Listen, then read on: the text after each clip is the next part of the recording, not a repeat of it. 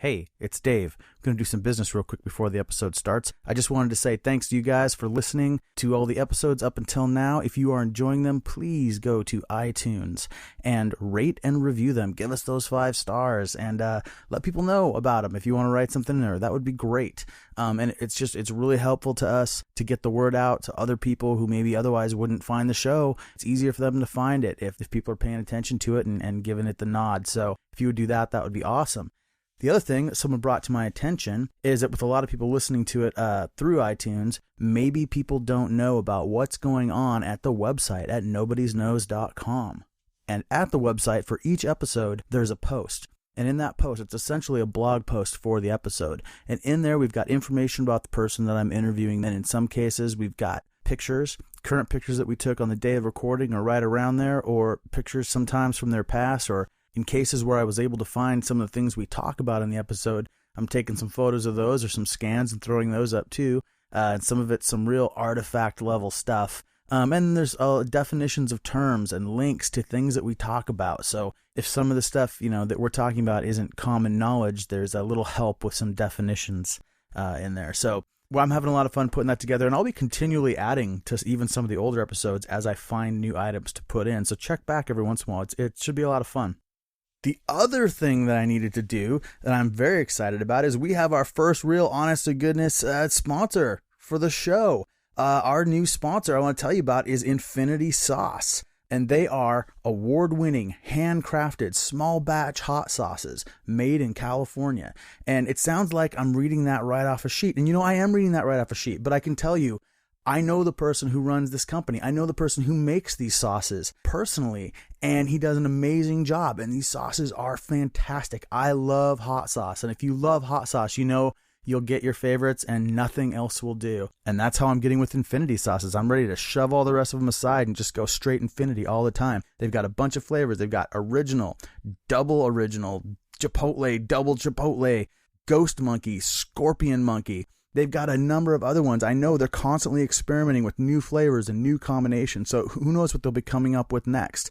But these guys are right on top of it. And I really think you should go check them out. It's www.infinitysauces.com. And they've got stuff up for order. And it is so worth it. So if you're a hot sauce person, definitely check it out. It's Infinity Sauce, the sauce for infinite uses. What's on your plate? Here we go.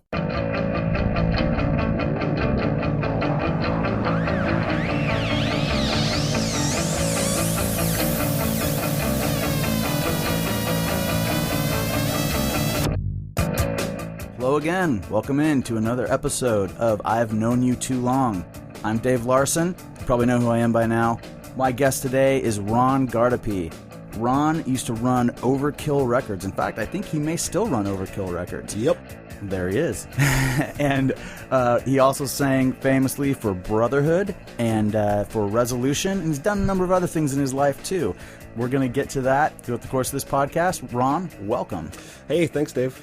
Ron, I've known you too long. We've known each other a long, long time. So we've been roommates for a long, long time. Oh, yeah. We know each other very well. Oh, we've got a lot of history.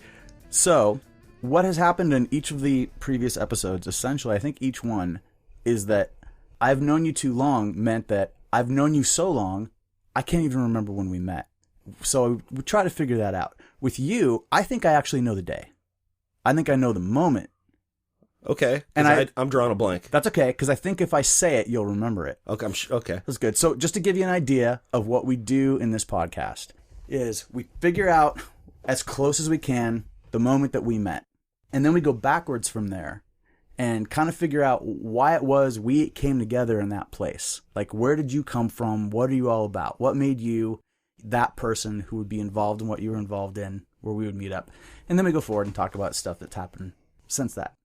And that's the whole thing. Okay. I have a guess. Tell me what your guess is. Fallout. Oh, no. Hanging out at Fallout. Fallout is a really good guess. Okay. But no. All right. Shoot. It is First Step in Brotherhood in Lenny's Basement. Okay. Oh, yeah. All right. That sound right? That sounds about right. It's not the show that the pictures on the second record. show. It's the second show. Yeah. I don't think First Step played the first show. No, the first show was would have just been Brotherhood and Refuse, maybe. I don't even know if they were a band then, actually. No, and you know what? I'm pretty sure the show that I'm talking about was Brotherhood, First Step, and Refused in Lenny's basement. And I could see the flyer in my head. Yeah. No, I have the flyer still at home. We got there late. We missed Refused. First Step played. And then we watched you guys play. And it was the first actual, like, modern hardcore show I'd ever been to. I mean, it's a basement, but people crammed together, no mosh pit, not a circle pit. We were all punk skateboarders from Bellingham, you know, and we were used to that kind of show. And this was like a smash together of people singing along, pointing That's fingers. what it was, man. How much fun? How much fun was that? There's no... I knew while you guys were playing, I knew that something had changed, at least for me. I don't know if everybody felt that way. But so afterwards, you already knew Jason Lambert and Brett Van Horn. And I think from First Step, because that's how they set up the show. And so I'm fairly certain it was Jason that walked me up to you and said, "This is Dave," and we did the handshake. And I remember at the time, also that same night, you were saying, "Oh, you know what? I almost went and saw you guys with Youth of Today," and I was like, "I wasn't in the band then, dude. So fuck that version." Oh, and that would have either been me or Bill. But I think because I didn't make it to that show, and Bill may have actually tried to go to that show. So, and you weren't in Brotherhood yet. Not at that time. No, that was my third show that you saw. Okay, that was the third time playing with Brotherhood? Yep. Well, we did this fast, because a lot of times there's a lot more him and Han in trying to figure it out and narrowing it down. Well, Jesus, I talk about this stuff all the time to people. That's how lame I am. Like, let me relive my past a little with you. It's a good time, man. That can't be considered an insult on this show. That's pretty much what we do. That's it. Okay. So now that's fine, but after that, you and I quickly became very good friends. Because after that, you're just in the picture. Yeah. So the next time we were probably in the same place, maybe was that show with Ad Odds in the storage unit up in Bellingham. That was probably it, because that got set up pretty quickly. Right after that. And so on that night, I felt like I already knew you. So we may have run into each other at Fallout, because if you've got a Fallout memory, I know we ran into each other at Fallout. So we were coming from Bellingham maybe once a week to Seattle. Well, and that also became a time when, I'd go up there all the time. That became, a little bit later as well. A little bit. Once Undertow really started to kick in. Yeah. It seems like, man, we were together, all of us were together every day, every weekend. You guys would be down, we'd be up, vice versa. It got really good. So we're going to... All of that we're going to get to that. That's going to be... Sorry. No, that's fine. I'm just going to direct the way it goes. Where did you come from? Well, I'm from Seattle, North Seattle. Yeah, before just that... very close to here. When you grew up as a young kid here? Yeah, young little metalhead, got into music in the 70s through my older sister and started going to metal shows in the early 80s. In Seattle? Because I was under the impression it was you were on the east side. No, man. No, well... In North Seattle and in Redmond. Oh, okay, but so not, just across... not Spokane, Eastern Washington. Out no, there. That came later. That came when I was a teenager. Okay, so where were you born? I was born in Spokane. Okay, moved to Centralia, Washington. Okay, moved to Redmond. Moved to Seattle. I don't think I ever knew you lived in Redmond, but you were so young. I wouldn't have known that. Got kicked out of all the high schools in Seattle. Had to finish high school somewhere. That was in your high school? Yeah. Even got kicked out of the alternative school. So understanding the kind of metal Ron going to shows and get kicked out of high schools, it's going to be easier to understand if we understand what much younger Ron was like. Trouble. You were trouble. Would you say in grade school you were trouble? Yeah. What kind of... I got into serious trouble, I couldn't go to school for 4 months, kind of stuff. For fighting, for stealing, for vandalism? Since this is an audio medium and not a visual medium, I just saw a series of hand motions that can only be described as, I think, sketchy. Yeah, well, I did a lot of sketchy shit, and I spent a lot of time in youth detention center. So really? And you were talking about grade school. You're talking about 10 years old and younger. 8 was the first. Wow. My first encounter with getting caught. Okay, so we're just talking about when you got caught, but there's also I was a bad kid, man. I'm sorry. That's okay. We said this earlier, man. I like the dark side. I always have. Always been into that. And you were drawn to the dark side as a young child. Yeah. I don't know why. Just once, Did you have a lot of friends back then? Oh yeah, man. So you were always a personable. So were you like the kid that like tried to get a bunch of other kids together to do some devious deeds? Yeah. That didn't change then. No, I've kind of always tried to, get kids together and let's fuck some shit up. What was influencing you to act that way when you were that young? All kinds of things happen. I started, drinking and doing drugs, at a pretty early age. Prior to high school? Yeah. Junior high? Yeah. Because that's kind of seems like where the choices start getting made. Yeah. Like about 12. And got pretty serious into that. And that lasted. So early 80s, heavy metal parking lot type times. Full blown, but, I was a Slayer metalhead. I was a Motorhead metalhead. I was the real deal. Venom. They were all posers. No, those were the bands you were listening to when you were in junior high, 6th, 7th, 8th grade? No, that would have been high school. High school, right. Because it seems like for the people that got... bands didn't, pop up really until 82.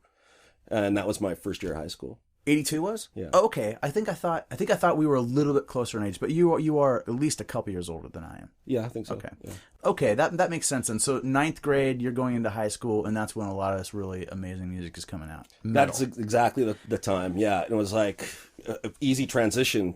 Sabbath are heavy, but Motorhead's heavier. All right, man, I'm listening to Motorhead, and that's also right around the same time when punk started to become something. Now, since you were listening to metal, how did you feel about punk when you first heard it or became aware of it? Well, I'm like anybody who wasn't involved in the scene fully, my idea of it was, fucking Chips episodes or some shit, like Mayhem on whatever that Jack Klugman show. Oh, Quincy Punks. Yeah, Quincy Punks. Thank you. But then in high school, my favorite line from that is when they talk about the girl being dead, and the one punk says, "But at least she's free, man." Right. Good. Excellent one. That was it. But there were like punks in when I went to high school here at Ingram High School, North Seattle. And they listened to Venom. They listened to Motorhead. And so it was like, what the hell? I mean, these guys are supposed to be, these weirdos, crazy hair.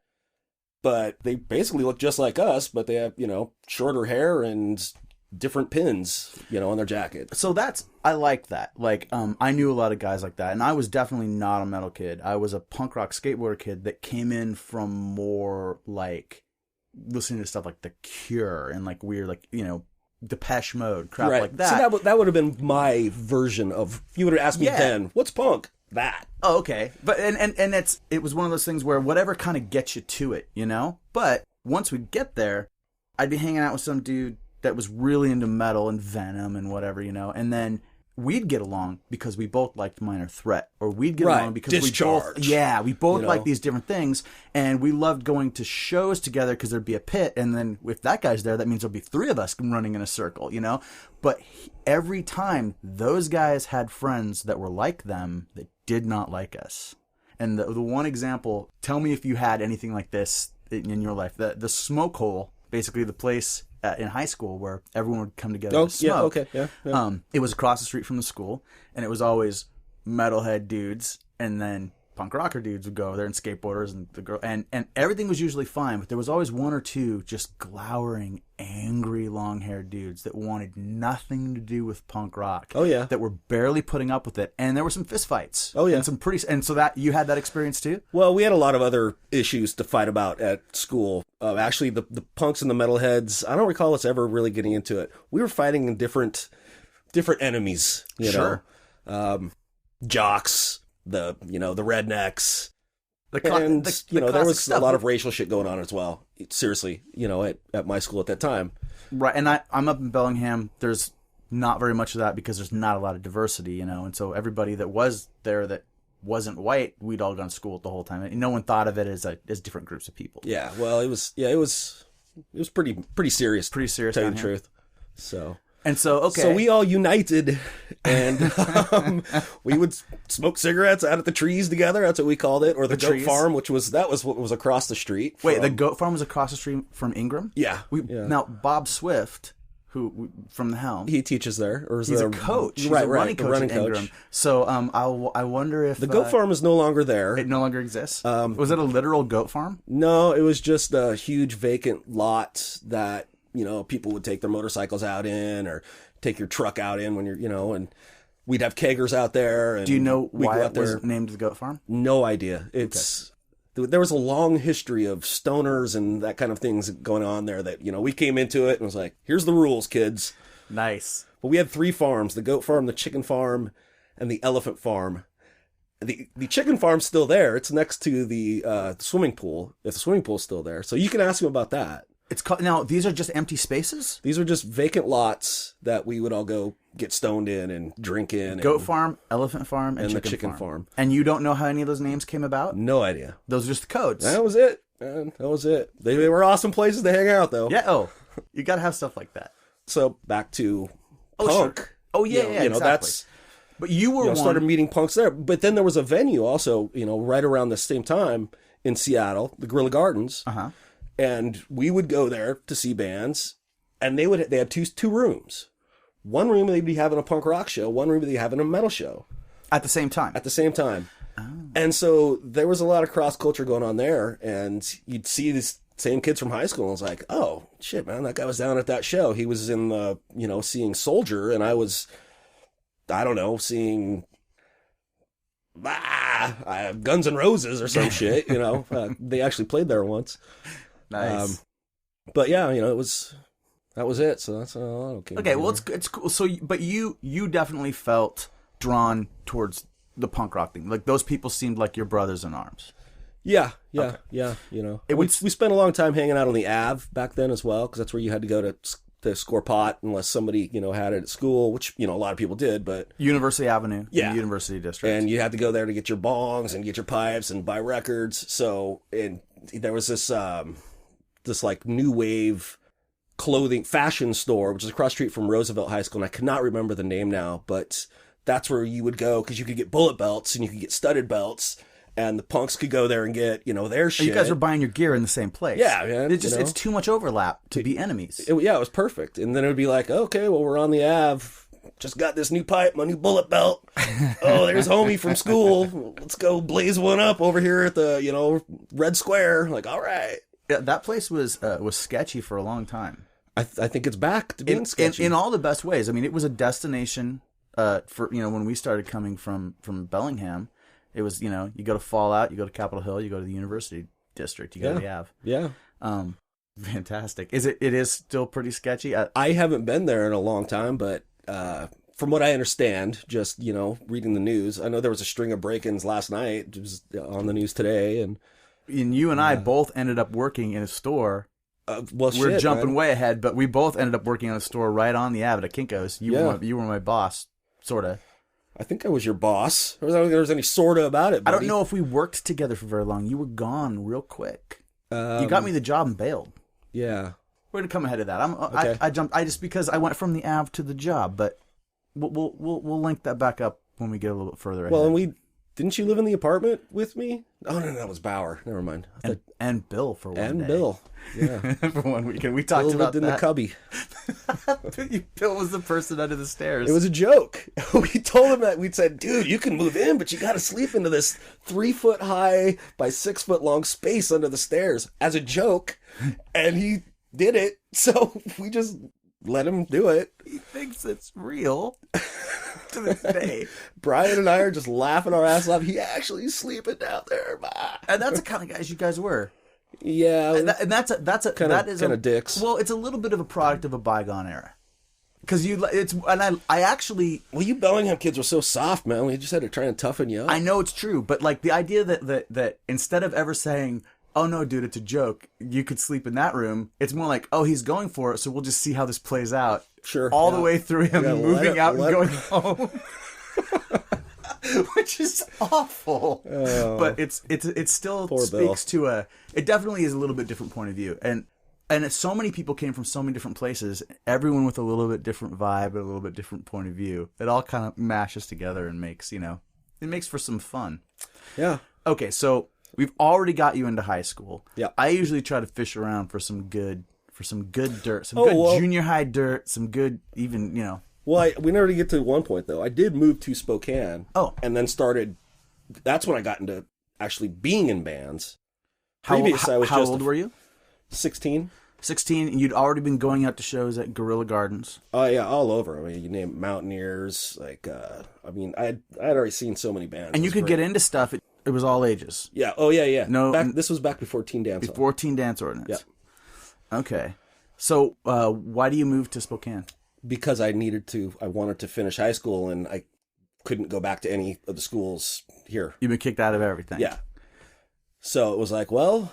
do you remember what you did to get kicked out of your last chance in Seattle? I do. Actually, I was just talking to somebody about it just the other day. Are you going to talk to everybody about it? Well, I'll tell it because it's pretty funny. Okay. Well, it was actually, they had a joint interview, me and my buddy. We both basically been kicked out of everywhere. And they brought us in together. I don't remember exactly why they did that. We're sitting in the principal's office at the very last school, and it was actually back to Ingram. I had already bounced to Roosevelt, to Nathan Hale, John Marshall Alternative, and had screwed up at all of them. So the last chance was to go back to Ingram and see if, because I hadn't been there for like a year at that point. And we go in, we're sitting there, and it's like, oh, why have you kids changed? Why should we let you back in here? It's like, oh, I really want to finish school. I mean, seriously, I'm a fairly smart guy. I want to do this. And he got up and left, and there was a stack of bus passes sitting on the desk. And I just reached over and just grabbed the whole stack, stuck them in my pocket. He comes back in, just looks right down at the desk and says, nope, sorry. He knew. It was a test. They put the passes out to see if you I'm guessing he set it up, and I fell for it, so I gave him the passes back. And I always think, I've always thought, I was like, fuck, man, if I'd only taken like 4 or 5 of them and just left the whole big stack there, I probably would have never had to move to fucking Spokane. Well, you learned an important lesson that day. Yes, don't be greedy. You can shear a sheep many times. Yes. Okay. Yeah. So, yeah. But you could sell these bus passes. I mean, there was value. Oh, sure. To a month-long bus pass. So yeah, well, including riding the bus if you don't have one. Right. But yeah, you can sell them to other people too. So yeah, that was that. Okay, so then it's like, well, I guess I have to go to a different city now. And then I got over there, and they didn't want to let me into any of their high schools. So based on prior records, right? So it turns out my mom had gone to school with the guy who was the principal at the alternative school there. They were actually they didn't want me to come in at the beginning. And she went in and she said, well, I know this guy. We went to high school together. She went in, Bob Schur was his name. And he's dead now. But she goes in and they hit it off. Like, oh, Lou, how you doing? Oh, Bob. Da, da, da. Okay, your son can come in. It's all who you know. I was a good student, So you cleaned up your act a little bit. I was still a scumbag, but at school, I buckled down. You learned, so you just kind of learned there's a time and a place. Yeah. And you learn to take a couple of the passes rather than the whole stack. Right. And that's excellent. Okay, so that gets you through to graduation. When did you graduate from high school? 1985. 85, okay. And I was in bands at this point. You were already in bands. Were you always singing? Yeah. Okay, you played bass at some point. Oh, I played bass for a short time in a little skate punk band, some skater kids. Back then? Yeah. And then how did you have a bass? Did you just pick it up to learn because that's what they needed? I don't recall. I mean, I can play sorta. I can, anybody can strum along to something. Yeah. Like taught John Petty how to play bass. Come on. Anything's possible. Yeah, no, and that's the only thing I ever did. It's you've seen what I can do. Anybody can do. We were whatever. in a band together. You played bass, exactly. But no, I think it's interesting. Like at some point, you just said, okay, you went from being a listener to a participant. Well, the singer, there was this band. There were these kids that I met over there in the alternative school, and they were fucking horrible. And their singer was, he wanted to. No one over there was into the real metal. They Right. were all still listening to, you know, fucking Rat and, you know, Rat keeps coming up on this podcast. all this shit. And you know? Def Leppard. And so I'm just cramming all these bands down their throats. Like, no, that's, you know, that's lame, man. You know, we can't listen to that. We got to listen to this. You got to listen to Slayer. We got to listen to Celtic Frost, everything. And, you know, I convinced these guys in this band, like, you know, we need to start doing different shit. Stop doing Judas Priest covers and let's start doing Slayer covers. And by the way, kick that fucking singer out because he's horrible. And he had this high-pitched, you know, Halfordish voice. And I always sang along. You know, I've always been like the loud, headbanging metalhead guy at the party, you know, with the boombox. And they were like, well, dude, you got a good voice. Why don't you just do, you know, you come in, you do it. And I was like, yeah, that's it. That's what I'm going to do. And what was that band? Disgrace. Yes. No recording? We had a demo. I don't know whatever happened to it. I'm still in contact with all the dudes, but no one has it. Recorded like at home on a 4-track or on a 4-track? On a 4-track. So there's a Disgrace demo with you. I have the cover. And it's metal. I have the cassette cover still.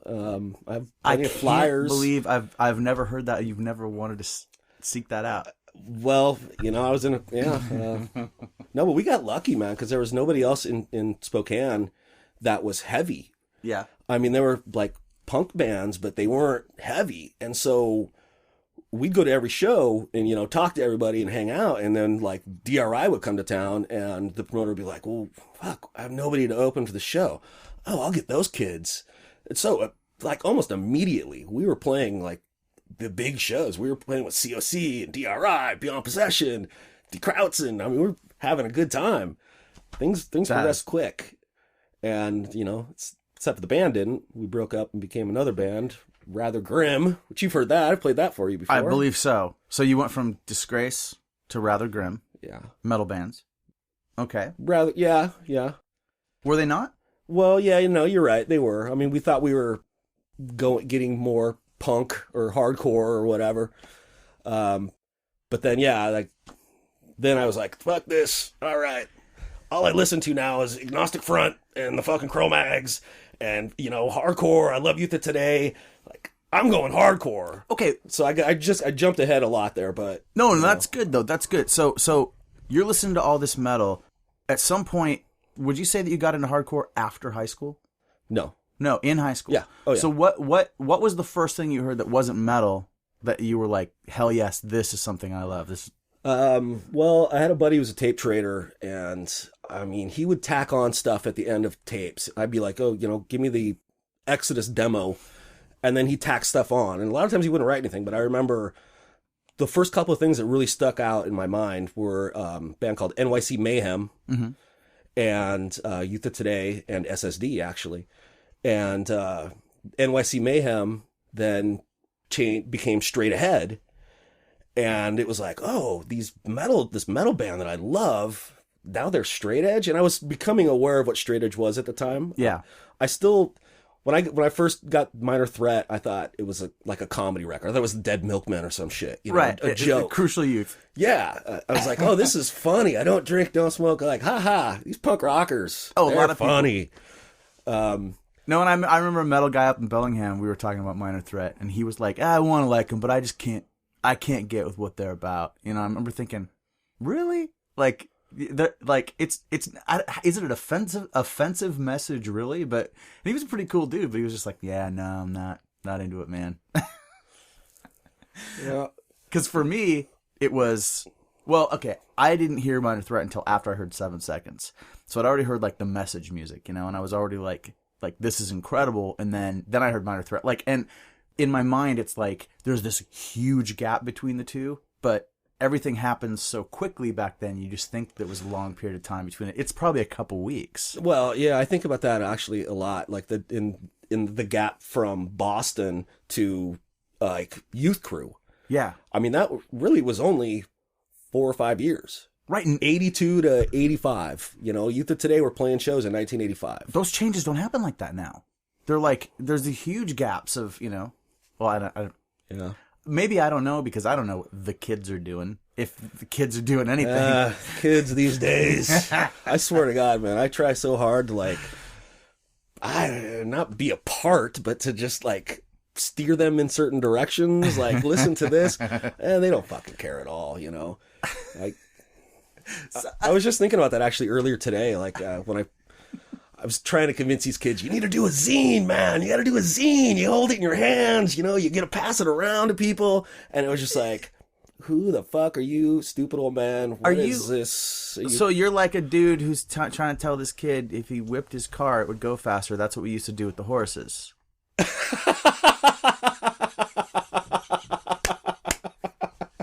I like it. and I'm saying this as someone who wishes these kids would make some zines, you know? Okay. But it's partly them, it's partly us. Oh, certainly. Oh yeah. Yeah. Yeah, I just at this point I hope they put on a good show. I always try, it's like, you should try and get these other, you know, get somebody else on the bill. They always still put the same shitty bands on the bills, and yeah, well, yeah. What are you gonna do? And these people you're talking about are over in currently in Spokane, yeah. Cool. Yeah. Well, it's awesome that you're that involved. Well, it's either that or just be bored to, you know, tears every day. So I don't know. There's a big group of people. I moved over there a year and a half ago. You moved back over. Spokane, and yeah, met a pretty good solid group of people who, you know, again, they're all doers, all in bands, they're all putting on shows, and some connections with people that you knew from before. Yeah, that and people who just knew of me. I should say. I mean, it sounds kind of, you know, conceited or whatever, but. I have a reputation. You're someone that people know. So it was easy to jump in and just be like, fuck it, I'm going to start booking shows. Like, sure, cool. You know what you're doing. Here's a date, you know. Right on. Okay, let's get back in time again. We'll get up into that future stuff here in a little bit. So we basically have you getting out of high school. You're out in metal bands. You're still in Spokane. Yep. Still in Spokane. Do you start another band over there, or do you come back to Seattle? Start a band over there. I was like, this is it. Got to be in a hardcore band now, man. Because that's all. I'd spent so long just fully immersed in hardcore, getting so into it. Right. And I was like, fuck it.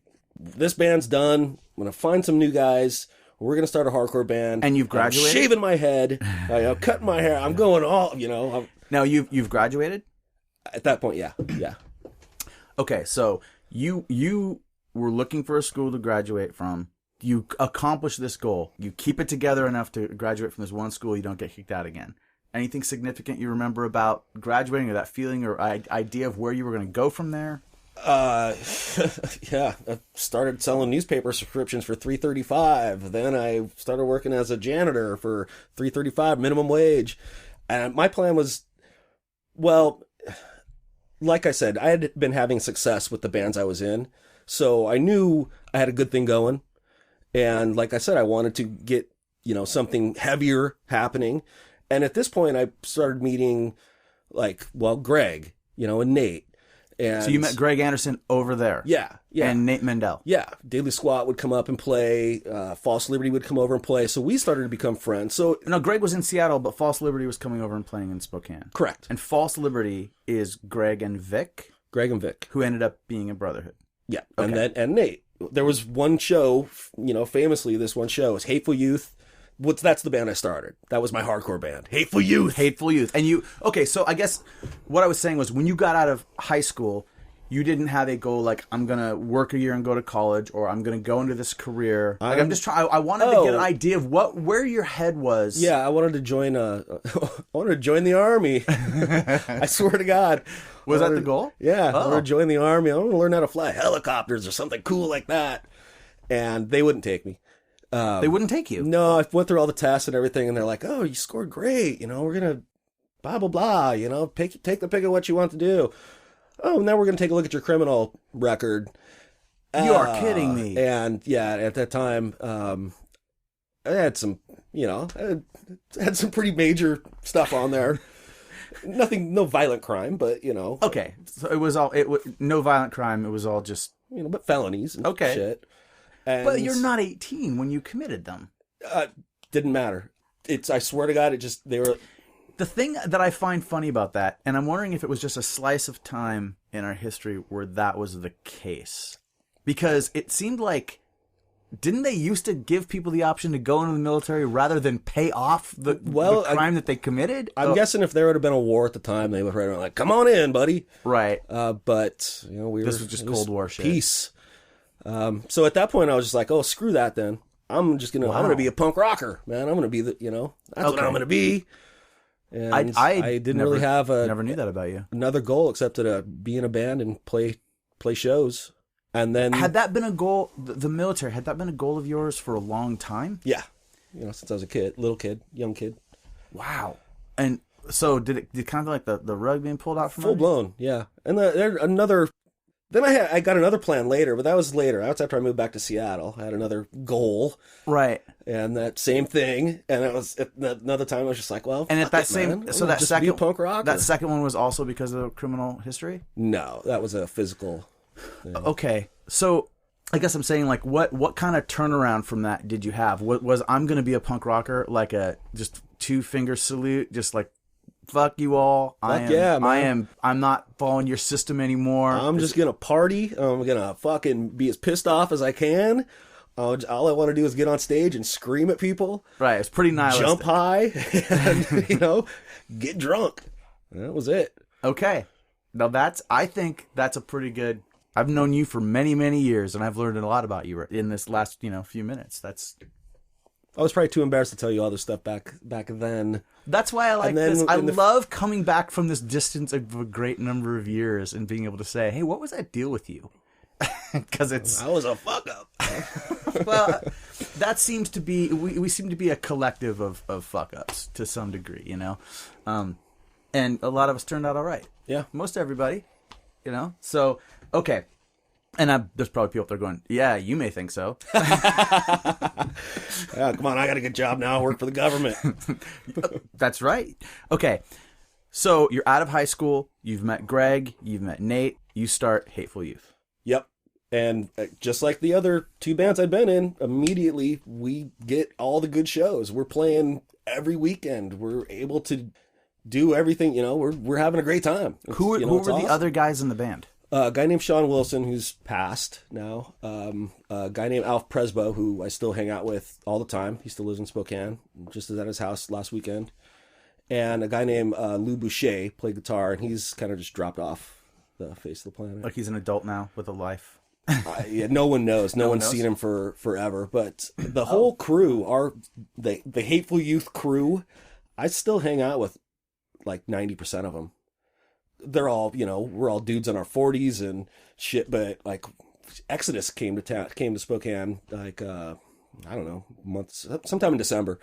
And like the whole Hateful Youth crew was there. We were all there. Now you're talking about the guys from the band and the people that came out and supported you. Yeah. That's great. Yeah, bunch of old gray-haired old men. So why does that come to an end? It doesn't, obviously. No, the band. The band. Oh, it was such a spur of the moment thing. I was just kind of, me and one of the guys in the band are always kind of argued. Still an awesome guy, and we were still friends for years later, but we just kind of, it was one of those, who's in charge, basically.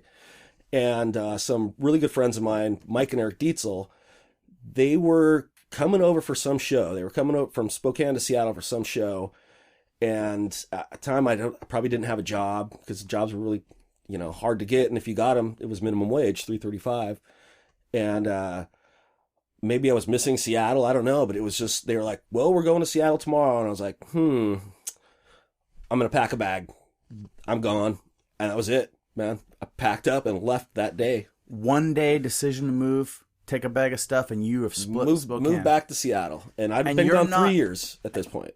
Okay, and you're not getting away from an ex-girlfriend or from a something going down? It was just like... And the band had crumbled at that point? Or, no. They were still totally active. We just recorded a demo.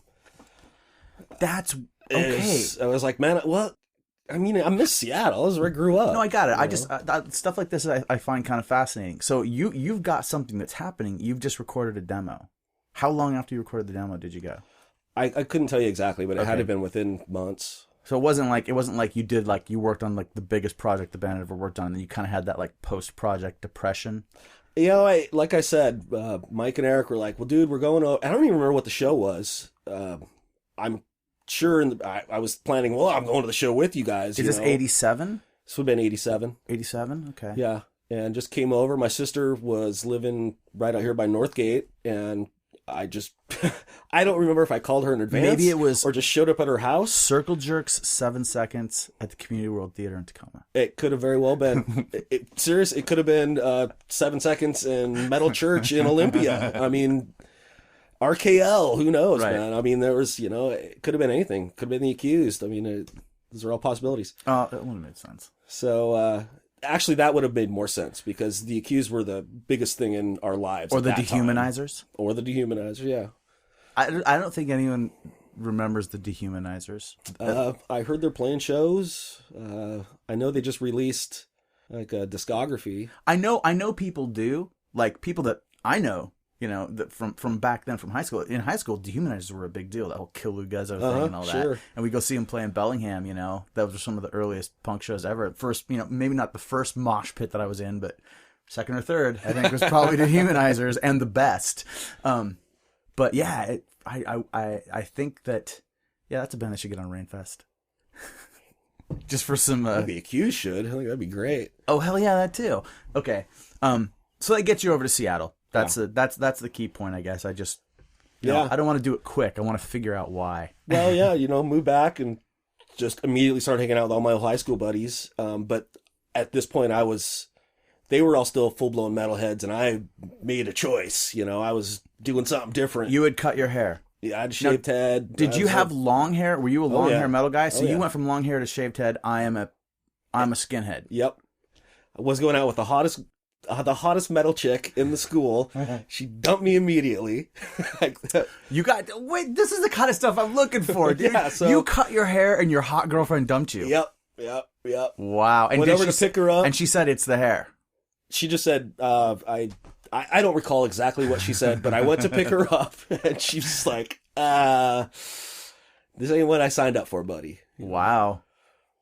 So I guess that was another crazy spur of the moment, it's decision. Just and when we say skinhead, look, shaving my head. We're talking like we understand, but like there's maybe going to be people listening to this who are just going to automatically assume skinhead means you got like a swastika tattoo on your forehead and we're goose stepping around. No, it was the agnostic front version, right? Unity, right? Just so there's within the whole world of skinheads, there's a tiny little sliver that's actually Nazi racist skinheads, and everything else is just. And I'm sure we'll get to them later. Oh, sure, we absolutely can. But I just. I try to pause and remember that this isn't just while this is a conversation you and I are having, I'm really hoping some people are going to listen to this that wouldn't know what we were talking about and that they would hear skinhead and go, what? So, okay, dumped. Now you're a skinhead. Now you're back in Seattle with your old friends. And the Dietzels, are they living in? They're still in Spokane. But I started hanging out with Greg a lot at that point. Greg Anderson. Also. Yeah, Greg Anderson. Okay. And False Liberty had, I don't know if False Liberty were still together. I think it was the tail end of False Liberty. And Greg was actually 3 years younger than me. So if I was, 19, he would have been 16. Okay. But we had been friends and tape traders. So, we'd hang out, fucking go to the movies and shit, go record store, go shop for records, go eat, whatever. Yeah. And it was kind of just a crew of two sort of at that time. And he was straight edge? He was straight edge at the time. False Liberty, he was straight edge when he was in that band. I don't think he called himself straight edge. He was kind of like you back then, positive, sober, but didn't really have that label yet. And I was still, at this point, a total lush. Sure. Just fucking up all the time. But yeah, so we just started hanging out and things just, And they came together. And now the scene. He starts doing Brotherhood. Actually, he starts doing Inner Strength. Oh, Inner Strength. He starts Inner Strength. Okay. And he's singing Inner Strength. And there was actually a Spokane guy who had moved over, was in that band, this guy Jeff Jackson. And so it was, we're all friends and shit. And he got a guitar and he's like, oh, I want to be in a full-blown straight edge band, the real deal. I'm going to play guitar. And I'm writing songs. And I remember we'd be sitting at his mom's house and he'd be like, playing these riffs. And I was like, oh yeah, that's fucking killer. Now let's drive down to Community World Theater so I can get drunk and see Subvert, and you can drive me home. Like, all right. But then he eventually broke up Inner Strength and started Brotherhood. Okay, so Inner Strength is in between Yeah. False Liberty and Brotherhood. Okay, and I don't think I knew that, or I've just forgotten. It's been a long time. Remember False Liberty, there were guys in Bellingham who would talk about that band, and then we just never had an opportunity. I never had an opportunity to see them. And But they were great, man. I feel like I missed out. But I couldn't drive yet up in Bellingham, young. Which is, Bellingham's 90 miles from Seattle, so you might as well have been, half the country away if you couldn't get anywhere. So then I hear about, through the guys that ended up being in the band First Step, I start hearing about Brotherhood. And the first time I heard Brotherhood, it was, I believe, recordings with John White. Mm-hmm. And those guys, I don't even think they were doing a straight edge band yet. They had been in a band called the Lawnmowers, and then they became Filthy McNasty, Mm-hmm. Which was the total, like, that band I saw play, like, multiple parties and shows, and it was funny because they ended up having this internal strife where two members went straight edge, Jason and Brett, and the other guys were not into it. Totally cool guys who I think are just awesome to this day, right? But just we're not down. And so that band broke up. We were still in high school. They started First Step. They reformed, and they became a straight edge band, very much inspired by what was going on with Brotherhood. And somewhere in that period of time, Brotherhood went from being the Brotherhood with John singing to you coming on board and being in the band. Me and Nate both, like, pretty much right at the same time. Oh, is that right? Yeah. Okay. So there was a Brotherhood prior to Nate playing. Yeah. Oh, I didn't realize that. Ken Hagel, you know Ken. Oh, I've never understood Ken's role in Brotherhood. I knew he played bass. Like, so it was Ken, John White, Vic, and Greg, Mm-hmm. and that was that first recording. Yep. Yeah. Oh, awesome. So yeah, I didn't really like that version of Brotherhood very much. I liked Greg and Vic. John and I did not get along very well for the first quite a few years that we knew each other. We are now very, very good friends. Yeah, John is awesome, and I never had an opportunity to meet him back then. My first awareness with John was through his zine. As was mine. Right. Okay. Oh, okay. So you didn't. He moved here from Connecticut, and one day Greg and I were at Fallout, and there's this straight edge zine, obvious straight edge zine. I wasn't straight edge at the time, but I was, in the scene. I was part of the scene, but right. I just wasn't, I was still drinking. And I remember grabbing it, and it's like, dude, that's a Seattle address in here. I was like, what in the fuck? We actually drove to the U District, to this guy's house. Oh, dude, knocked on his apartment door. I was like, what's up? So this is a key point. This is really good. Back then, I would say up until 89, 90 maybe, things really started to blow up. But if you were aware that there was something that was supposed to be in your orbit, and you didn't know who those people were, right? And you had an address, you might drive there and knock on the door, which you did, right? Yeah, we just went to him and Kelly Walred went to their apartment. I have a story about you with that. I actually have two. Well, I know one of them. Which one is it? Well, some things I don't want to talk about. No. It'll be good. No, you did a little bit later in life. You did a zine called Bringing It Back. Oh, okay. I thought you were gonna. This is the other story. Okay. I wasn't involved in. Wow, this is gonna sound like you got some really shady stuff going on. Oh, I know. I like it. Well, some of it is. There are still people alive. There's still people alive. There's still people in the scene who would be pretty pissed off. And I happen to be acquaintances with these people at this time, and there's things I don't want them to know that I did. Okay, that's fine. Leave it at that. The big mystery. So you put your top 10 Northwest things in an issue of Bringing It Back. I was going to bring I was going to bring all my zines today too, just for the fuck of it. I wish I had. And the number one thing you put in there was a band called Crumble. Yeah, Crumble. Which did not exist. It's one of my favorite things in the world to do. Make up fake bands. And so when we got hold of that up in Bellingham, and now we've jumped ahead, so we'll move back in a minute to where we were. But when we got a hold of that, we knew 2 through 10, but we didn't know what the hell number 1 was. And I think we were pretty relentless with you being like, "What's Crumble? What's Crumble?" And I think you were trying to like, "Oh, I got the tape around here. So you haven't heard him yet?" Oh, like, I'm sure I played it as far as I could. there just wasn't. That was another Brian Bauer and me joke. What's Crumble? Like, yeah. Well, Bill and I couldn't stand for it, so we just started a band called Crumble. That's perfect. We just decided that if there was there was gonna be one, so we did Crumble for a while. And that's the way it's supposed to work. With Briar Herrick and Mike Mitchell, and then we became Die Syndrome or whatever. Oh wait, I thought that was the drum machine band. No, it was. That's the same. So what ended up happening was Bill was hanging out with Briar, and Briar's always been good with that stuff. In fact, Briar is the same guy that makes the music that leads in this podcast and goes out with it. It's called Polymorph now, but Briar, he went out there and they just put together that song, that Not Me song. Oh, it's heavy. Dude, I really love it. So we ended up doing that. We put a band together to play that, and I went and bought a bass and wrote like another 6 songs and played a couple shows. It was fun, but originally we were Crumble until we all just kind of went, we hate that name. Like, I thought it was going to be the coolest thing ever that we had retroactively put ourselves as #1 on your list, Oh yeah.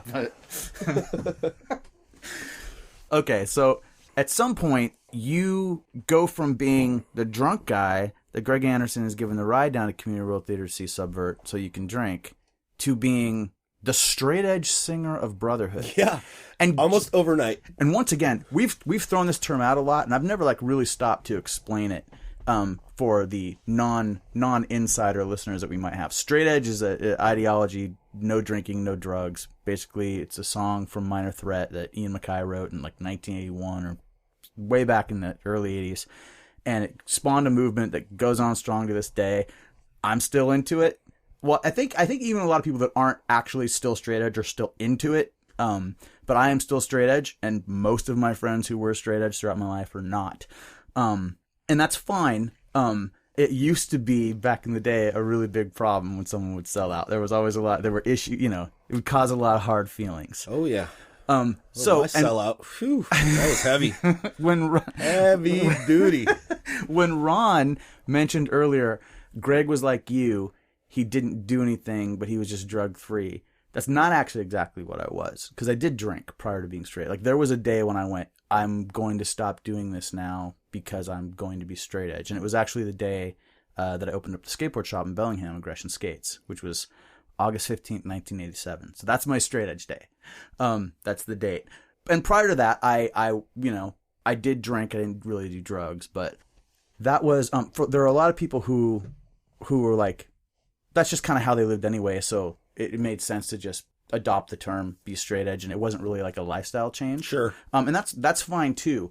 I think Greg and I talked about this a little bit. There's a day though when you say I'm straight edge, and that's the day that you're straight edge, because you've decided, right? You can't have just always been straight edge. No, I don't remember the exact date. I'm sorry, but something must have happened. Here's what happened: as I was partying real hard at this point, drugs, really getting into it, and it was becoming a problem. And everybody I knew was straight edge. Well, 90% of the people I hung around with were straight edge at the time. Now, were they to straight edge bands? Were people becoming straight edge that had prior not, or were you just meeting new straight edge people? Both. Okay. And I remember, Brotherhood was around, and they just opened for Youth Today, and things just went bad between all those guys that were in the band at the time. And a few days later, and I think at this point I probably had like a month of actual sobriety under my belt. I mean, not that much. And I was probably planning to, slip back at some point, Right. But I was thinking, this could be something. And I've been a part of this scene for a long time. I'm really getting burned out on partying, on, drinking and doing drugs. And, I remember Greg came over to my house one day, and he's like, dude, I'm making some changes, in Brotherhood. I'm like, oh, probably a good idea, from what I've seen, what I've heard. And he goes, here's the deal. It's like, if you totally quit, doing everything, it's like, I want you to sing for the band. And at this point, I was so jonesing to be back into a band. And I knew this band could be so angry, and that's what I thrive on in a band, is just like, I'm being pissed. And they weren't doing that at that time. They were kind of, a little bit more mellow. And I was like, fuck, dude, you're awesome. Let's do it. I'm done. That's it. And you'd already gotten there in your head. You're like, you'd considered it. Yeah. But so this was just the catalyst. This was the thing that's like, oh, yeah, I mean, it's a nice carrot. It's a better carrot. I think that gets dangled for a lot of straight edge people. Yeah. So, like I said, almost overnight, it was like, okay, I'm straight edge, and now I'm the singer for this straight edge band, and let's see what happens. And so how long after you did that did you go record the vocals for the record? Or did you guys go record the Brotherhood of Friends demo? Well, we had to lose one more member before then. Ken did I throw around a lot of, blue, language, whatever. Mm-hmm. I'm fucking the kind of guy who does that kind of shit. Mm-hmm. There you go. And Ken did not like that. And he was I played in a band with Ken years later up in Bellingham. And yes, he was more sensitive to that than a lot of guys I've known, and he's a wonderful person. Yes. But I think at the time it wouldn't have gone over. A hardcore band like that with you in it. He quit. He's like, I can't do this. I don't want to be in a band with this guy. This guy's like, I don't know what he is, but he's just not what I want to be a part of. And so he quit. So we're sitting there, what are we going to do? Right at that exact same time, Nate moved to Seattle. And Nate was coming over here to join Christ on a Crutch. Right. It was going to be like 8 or 9 months before Christ on a Crutch could even do anything, because Glenn and Jerry were still in DC. So basically Nate was just here, and we're like, well, I mean, you pretty much don't drink. You're like, why don't you join this band, man? And he's like, well, I'll do it until Christ on a Crutch is happening. It's like, perfect. So at that point, we had a unit together. Oh yeah. I mean, quality players, And he writes good in this re-release of the Brotherhood stuff that came out. He writes about that time and how he felt being someone who was involved in that, but not really being straight edge. Yeah. Which is kind of a combination that would shock people, I think, today that we're in the straight edge scene. Yeah. The idea of a straight edge band with a non-straight edge member, I think is an old school idea. Yes, and we've seen, now that we know the history of a lot of these bands, we recognize that was the case for a lot of them. Yes, and when I the first time I ever heard someone say the word straight edge, I heard this older skateboarder in Bellingham that I knew, sitting drunk in a parking lot, like, with another dude, and we kind of skated over to him, and we're just like, we didn't really know these guys, but we thought they were cool. And then one guy was just like really bummed out, and he says to his friend, he goes, man, I think I'm going to go straight edge for a couple weeks. And that was my first hearing another person say the word, and that was, I was like, oh, okay, that's what it is. And then that's what it is. You can stop, you can use it to reset yourself. And then I read an interview with The Faction, Steve Caballero's, punk band. Sure. And they were saying that they were straight edge in like a Thrasher magazine or some zine, some interview they did. And the person doing the interview said, no, you guys smoke cigarettes. And they're like, yeah, but the cigarettes don't get you high. Like, we don't do we don't drink. We drink Coca-Cola. But yeah, so we're straight edge because we don't get high. And I remember thinking, oh, that's what straight edge is. Like, there were a lot of different, ways that it was, and without the internet, and without, in Bellingham, we didn't even have Fallout Records or anything like that. We weren't even getting many zines. I'm getting my information from Thrasher magazine. There's not even a way to get Max from Rock and Roll regularly. So there was a lot of. It seemed it was much more difficult. It was a few years later where it was kind of became this hard and fast understanding of the rules of straight edge. Yeah. I feel sort of bad about laying some of those rules down, at least around here. No, you rule can't. Book.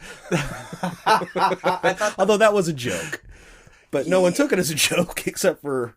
It's not a set of rules. It's the motherfucking law. There you go. Isn't that what it said on the cover? It said on the cover, yeah. I have one around here somewhere. Oh, man, I haven't seen one in forever. If I could, one of the few zines that I don't have. If I can remember what box it's in, I will just put my hands on it. But all right. So that's so you become straight edge. Now you're in Brotherhood.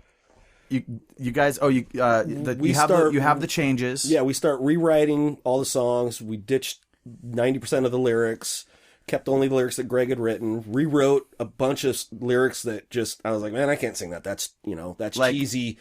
But you kept some questionable ones, like, put your pants on, and I believe at one point you sing buy yourself a gerbil and get a job. Buy yourself a gerbil and get a job. Sure. Well, it's profound. Okay, I'm gonna step. We're doing a lot of the stepping aside, but Mark Holcomb from Undertow one time told me, Ron sings. I love that song where he goes, "Put your pants on," and then he said so. And it was, I think Murph was with him, and he said, "No, listen to this. We're gonna go listen to the record. I swear to God." He says, "Buy yourself a gerbil and get a job." Buy yourself a gerbil and get a job. And that's in the song "Gain." I believe, no, that's right? Get Involved. Is it Get Involved? Yeah. Oh, okay. Get involved.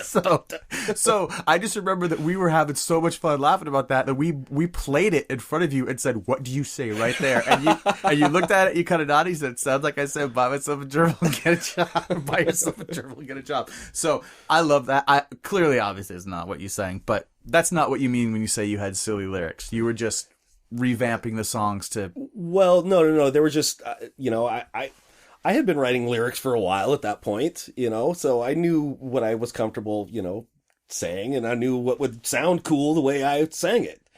And a lot of the lyrics were written for, different type of singing, basically. And so, words had to get cut and things had to be added to, deal with how long I was going to scream for or whatever. And, so then we probably, I don't know, I guess it was maybe 8 months or so later. And I was like, well, let's go record. And I don't know. I'm always shocked at how great it came out. It was just one of those things, like for me, that style of hardcore, I wasn't there yet. Like I was a much more of a skateboarder, listening to Faction, listening to 7 Seconds, and so sometimes when I'd hear harder stuff like that, I liked the Chrome Eggs, like from Jump, right? Like that was, the Chrome Eggs were something that you could kind of get with, you could kind of get it. But there was a lot of other stuff like I didn't get Agnostic Front, like back then. And Brotherhood, I will credit Brotherhood for being a band that made me go, from when I first heard it, it was such a like grating kind of like, oh, this isn't really the stuff I listen to being like, oh no, I really love this because I'm connected to it, because it's part of something I'm part of, that sounds like this now. And that opened up a lot of doors to heavier music and I guess more abrasive vocals and things like that. But yeah, it does still hold up to this day. So you guys record those songs, you put them out as a demo? Actually, I think the first thing we did was Pusshead contacted us and was putting together the new Skate Rock, and that's the very first thing. Yeah, well, that was the first. I think that was the first thing that we sent it out to. I mean, the demo might have came out because it takes a while for Thrasher to put out their deal. But I remember he was like, "Do you guys have any recordings?" Or, I don't remember exactly how did he knew Greg? He knew Greg. Yeah. Because so just for some history, we're talking 1988. Yeah. Pusshead's like the biggest thing in the skateboarding world. Like, I mean, at that point, he's already doing Metallica. Were like the biggest band. Were they still being? Were they? I don't recall. They were on that comp, so they must have been. Okay, yeah, but I mean, it's most skateboarders would have known from artwork on like Zorlak skateboards and Metallica stuff. And he was the music editor at Thrasher, and he had a column, Puss Zone, in Thrasher every week, which is where for years, I had been learning about all the killer West Coast hardcore bands that I, still to this day love. And he's so I want to put you on this comp, and there was a bunch of other Northwest bands already on it. So it just worked out perfect. I think Subvert, The Accused. The Accused were on that one. Head First were on it. Underdog were on that one we were on. It was it's Noise Forest, right? Yeah. Is it number 7? It is. Yeah. Very cool. Well then we did the demo, and then this guy Rich Jacobs had contacted us and said, "Well, I want to do a 7-inch for you." He had he was starting, I can't remember if we were number 1 or number 2 on the release. I think we might have been number 2. So he'd started a label and had Skate-Edge Records. Skate-Edge Records. I think he'd put out Donuts, or no, I can't remember the name of the band. But he decided he said, "Oh, let's do a 7-inch," which back in those days, and still, I guess, to today, it takes forever. So that took, forever. So we just kept selling those demos, and then what I consider to be the greatest things that ever happened to us, Greg and I were walking down Broadway one time, probably, I don't know, going to Dick's to get burgers or going to record store shop or something. And we see Blaine and Alex from The Accused, who, we both know very well from previous bands, playing with them and being just huge Accused fans. You got to understand, they were the biggest thing around here. And I remember they called us over. They were at Dick's. They call us over. They're like, "Oh, guys, what's up? So you guys got a new band?" Like, "Yeah." Like, "We're getting ready to go on tour." "Oh, cool. You guys want to go?" Like, "Oh, holy shit." I think we just ran back to my apartment, the Caravilla, the famous hardcore hotel. Yep. And it's like, "Oh my God, call Vic, call work. I'm not coming in, sell the house, sell the car, sell the kids. I'm never coming back." And so I knew you when that happened. And you were in the Caravilla, so we were just beginning to figure out who each other were. Because I came to the Caravilla when you were living there, I think, twice. And I lived there with Julie Roberts. Yep. And Kirsten Hansen. And Brian Bauer for a while, and Justin Johnson. And Nate Mendel, and Curtis Pitts, and Brett Blue. No, that was a different apartment. Oh, was it? Yeah, I'm naming all the apartments. Who lived in all the apartments? Chad Robinson, I think, all lived in the apartment directly underneath of us. And then Greg Anderson, Brett Blue, and then eventually Dennis Chang lived in the apartment above us. Right. Okay. So one of the times that was hence the Hardcore Hotel, because that's where everyone lived. In episode 1 of this podcast, Greg's asking, "Did you guys live in the Hardcore Hotel?" Although I don't think and I said it was at the Caravilla. I think he actually means the Bonneville, where we lived years later. That's the second hotel. Right. Okay. A lot of good times in both those apartments, and they were almost directly across the street from each other. Oh yeah, it was quite the spot.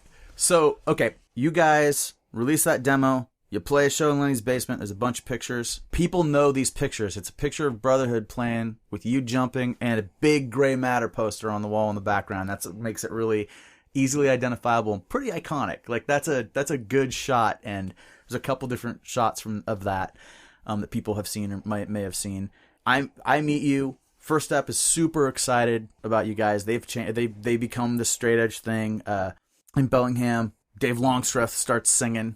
So they're getting it together. We set up a show in a storage unit in Bellingham. Yeah. And you guys came up and you brought Ready to Rock, and you brought a band called Feeding the Cause. Yeah. Oh, did they come with us? Feeding the Cause played. So everyone played but us. Everyone played but Brotherhood. It was fucking horrible. It was 2 Bellingham bands. It was At Odds and First Step, and then Feeding the Cause. There may have been another band. We played. I was in that band At Odds. It was a nightmare, but we played. And then you guys were just about to play, and either the owner showed up or the cops showed up. I don't think it was cops. I think it was the owner. And shut it down, and we couldn't find a way to pull it off, because that was going to be the... I'd already seen you guys at that, out in at Lenny's. And that crowd was going apeshit. And it was a good crowd. It was packed. Lots of people from Seattle, and then people from Bellingham. I mean, I'll bet you that if you guys had played, there'd be a couple more notable hardcore personalities from the Northwest that would have been their night. Probably. Probably. That night changed my life, But it just maybe didn't go quite far enough. And that was it for Brotherhood. For me, those were my encounters with Brotherhood. By the time you guys went on tour, which is strange because we played so many more times and we were friends, but I guess you just didn't get rides down to Seattle. Didn't get rides, or there was one show I didn't get into because it's Skinhead. I didn't have ID, and the Skinhead at the door wouldn't let me in. Was that at the Underground? 7 Seconds. Did you guys play with 7 Seconds? Subvert. Oh, that must have been that. It was a Subvert at the Underground. That sounds right. Yeah, I got the flyer. I'm pretty sure that's it. Wait, does it have moshing skinheads on it? Could. I don't know. It was a common theme. So yeah, no, and for whatever reason, it never really came together again until Resolution was I able to see you do it. But I remember you were writing letters to, I think it was to Bill. I think you wrote one to Bill. Maybe it was to Jason while you were out with The Accused, and you would at one point you sent.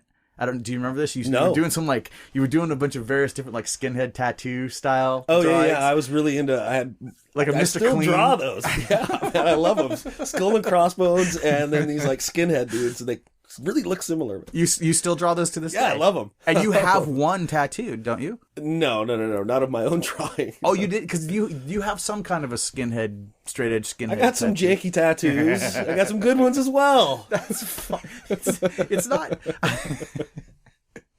It's not to try to make you look bad, but it's just. I mean, I always thought that I'd always assumed that you had drawn one of those tattoos, and that the idea was that maybe some of these other guys would get these tattoos too.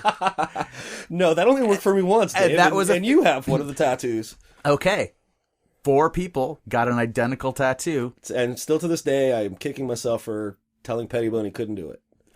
I thought Pettibone was going to do it. Well, don't you remember? I was like, no, dude, you got to be in the band. We're in the band. Kinder can get one. So, Ron had the idea that himself, myself, the bowling crew, the bowling crew, Mark Holcomb and Ryan Murphy, we were on a band called Die Down, that we would all get a tattoo, 3 X's and 1 family around our left ankle. Yes. 1 family Youth of the Day song. Yep. And we all went into, and you said, Larson, I'll pay for it. What? You bought my tattoo. Oh, I thought you said, I said, Larson will pay for it. No. You said, because I didn't have any tattoos. And it's still the only tattoo I have. And you were like, no, dude, do this. I know, I'll cover you. Oh. And I'm a nice guy. I'm fucking proud of that tattoo, man. Me too. I love it, man. Not Edge anymore, but shit. It's awesome. It identifies a good time. It does. And that was a great crew, and we had a lot of fun, and low expectations, but high rewards. Oh, that's good. I like that. Okay. And we'll jump back just a little bit. How do you go from Brotherhood to Resolution, and how does Brotherhood end? Brotherhood ended. We were on tour like a couple of months with The Accused, and realized that none of us had a clue. None of us had ever been on any kind of big tour before. We were all kids.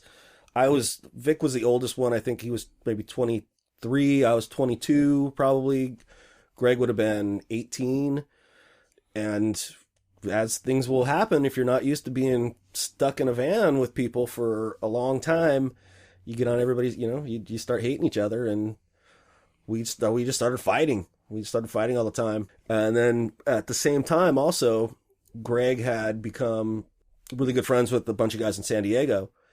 And they said, hey, man, move to San Diego, join our band Amenity.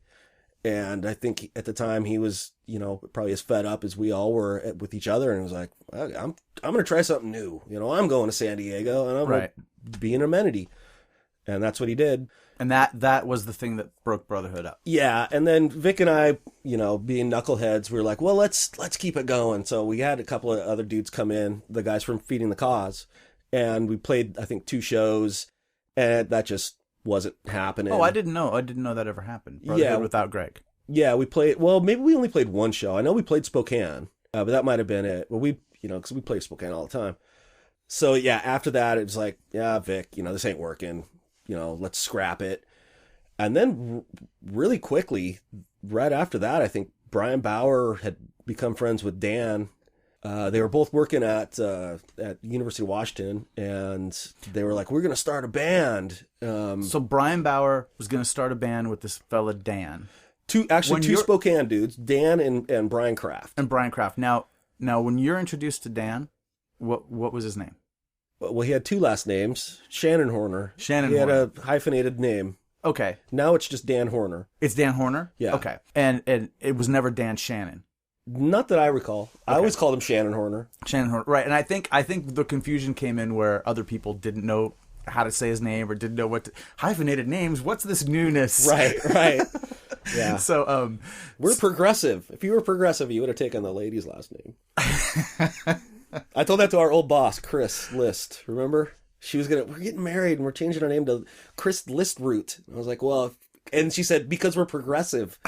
And I said, if you're really progressive, he'd take your last name, lady. Nice.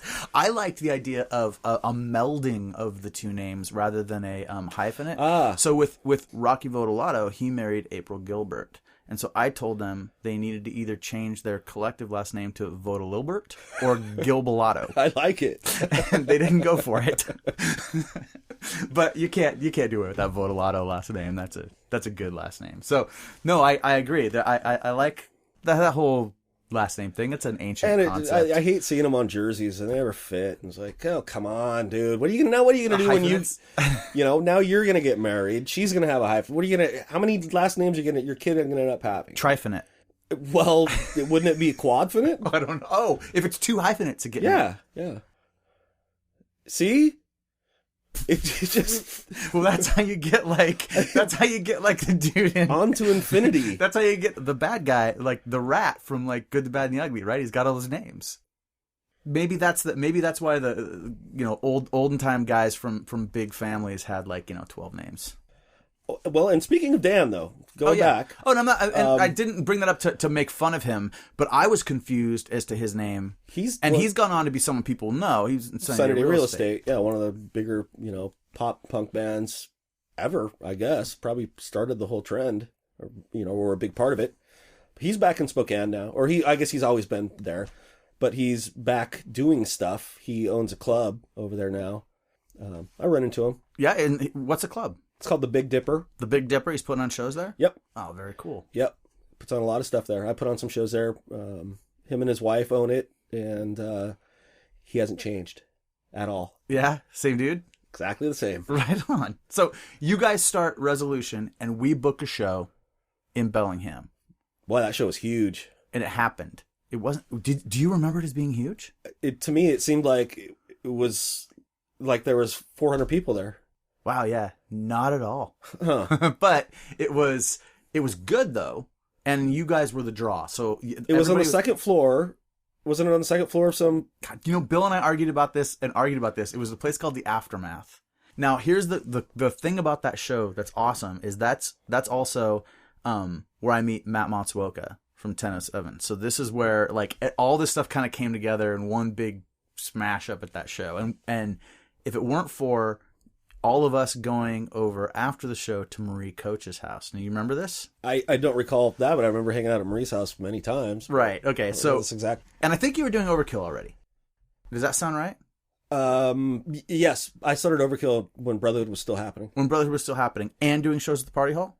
Yes. Okay, we probably should get more into that. No, I don't think I did shows at the Party Hall when Brotherhood was happening. That happened after. Boy, I don't know. It's only a year or it's all happens right around 90, 91. Yep, 90, 91, everything. So this show at Aftermath Hall, I believe, was 1990. And I actually have a ticket for it somewhere that I held on to forever. It was in my wallet forever. I tried to show it to Bill on his episode, but I couldn't get a hold of it.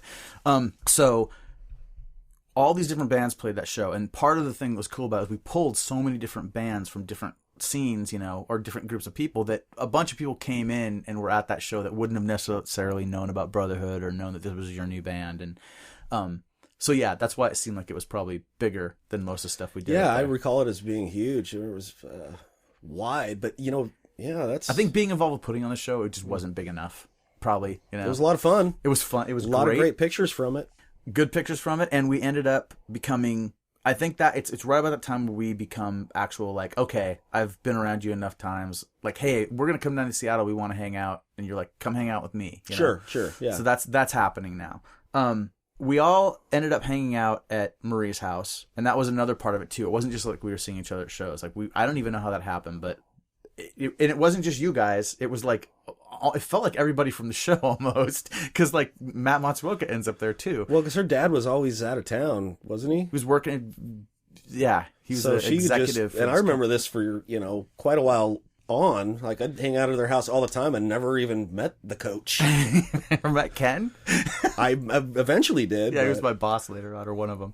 So no, that was just one of those places where he just always felt welcome. He was a very cool guy, and his daughters were super cool and would come out and support the stuff we did, and they were awesome. So yeah. Marie played in a band that I was at. She played in a band that played that night. Model Rocket? No, we were called Second Nature.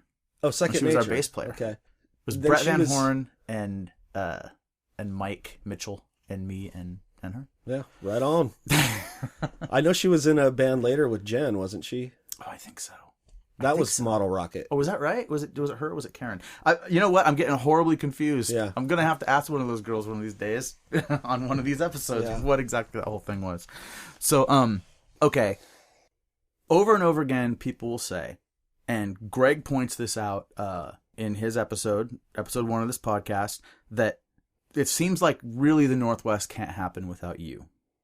Like, it doesn't happen the way it came together. Because there was a point where it's like you were gathering together your crew. Like you were getting people to move to town. You were encouraging everyone to get to Seattle. And even if they wouldn't come to Seattle, you were like, well, fine, we're going to do shows in Bellingham. We're going to do shows in Spokane. When I book a show in Seattle, I'm going to see if I can also get 2 more shows and maybe one up in Canada. And for a little while, it was always, Ron's got this thing he's doing. Ron's setting this thing up. And so many of the people that I know that have been important in my life, I know them because I met them through you. That's basically the entire group of people from the Seattle area outside of like the guys that I grew up with in Bellingham. So that crew that I knew there, and then the part of the reason was because you always had a show you were doing. There was a new band that you were excited about. There was a record coming out on Overkill. It was come to Seattle, hang out at my place. You guys can stay over at my apartment. So you were giving us a way to come down and stay over and spend more time in the city. I was the gateway drug. You were the gateway drug for me and for a lot of other people. And I thank you for that because it was hugely influential to me and a lot of people. And I've said it a bunch of times before, but it's absolutely true. I think that if you hadn't become that, I mean, you were like an activist for Northwest Hardcore. If you had not become that in that 90, 91 to 92 kind of sliver of time, I can't see. Well, and a little longer than that, up into like 93, like really seriously with the building blocks, putting the building blocks in place. I don't know how, so many things have happened since then in the music scene. Stuff like Sanitary Real Estate and obviously stuff that Seattle is really known for wouldn't have been affected. But like a lot of the later on, a lot of like just the roots of the hardcore scene. Yeah, I think, we definitely put together the foundation for the hardcore scene. The hardcore scene we see today. We're going to see the Cro-Mags tomorrow. Yes. I'm going to bet really that probably wouldn't be happening if we hadn't have built, got those people together back then. Because look at the people that we brought together. John Pettibone. Yeah, but you don't say we. I was one of the guys that was brought into that group. But everybody. Well, now here's the thing, though, Dave. It wasn't just you didn't get free entry. You had to do something. If you didn't do something, then you were no longer. So you were identifying workers? Yeah, that's. Everyone needs to contribute, and if you're not contributing, it's Lex's pyramid. Man. I wonder if you were going to bring that up. Yeah, explain Lex's pyramid. I don't remember. It's the kids are the base.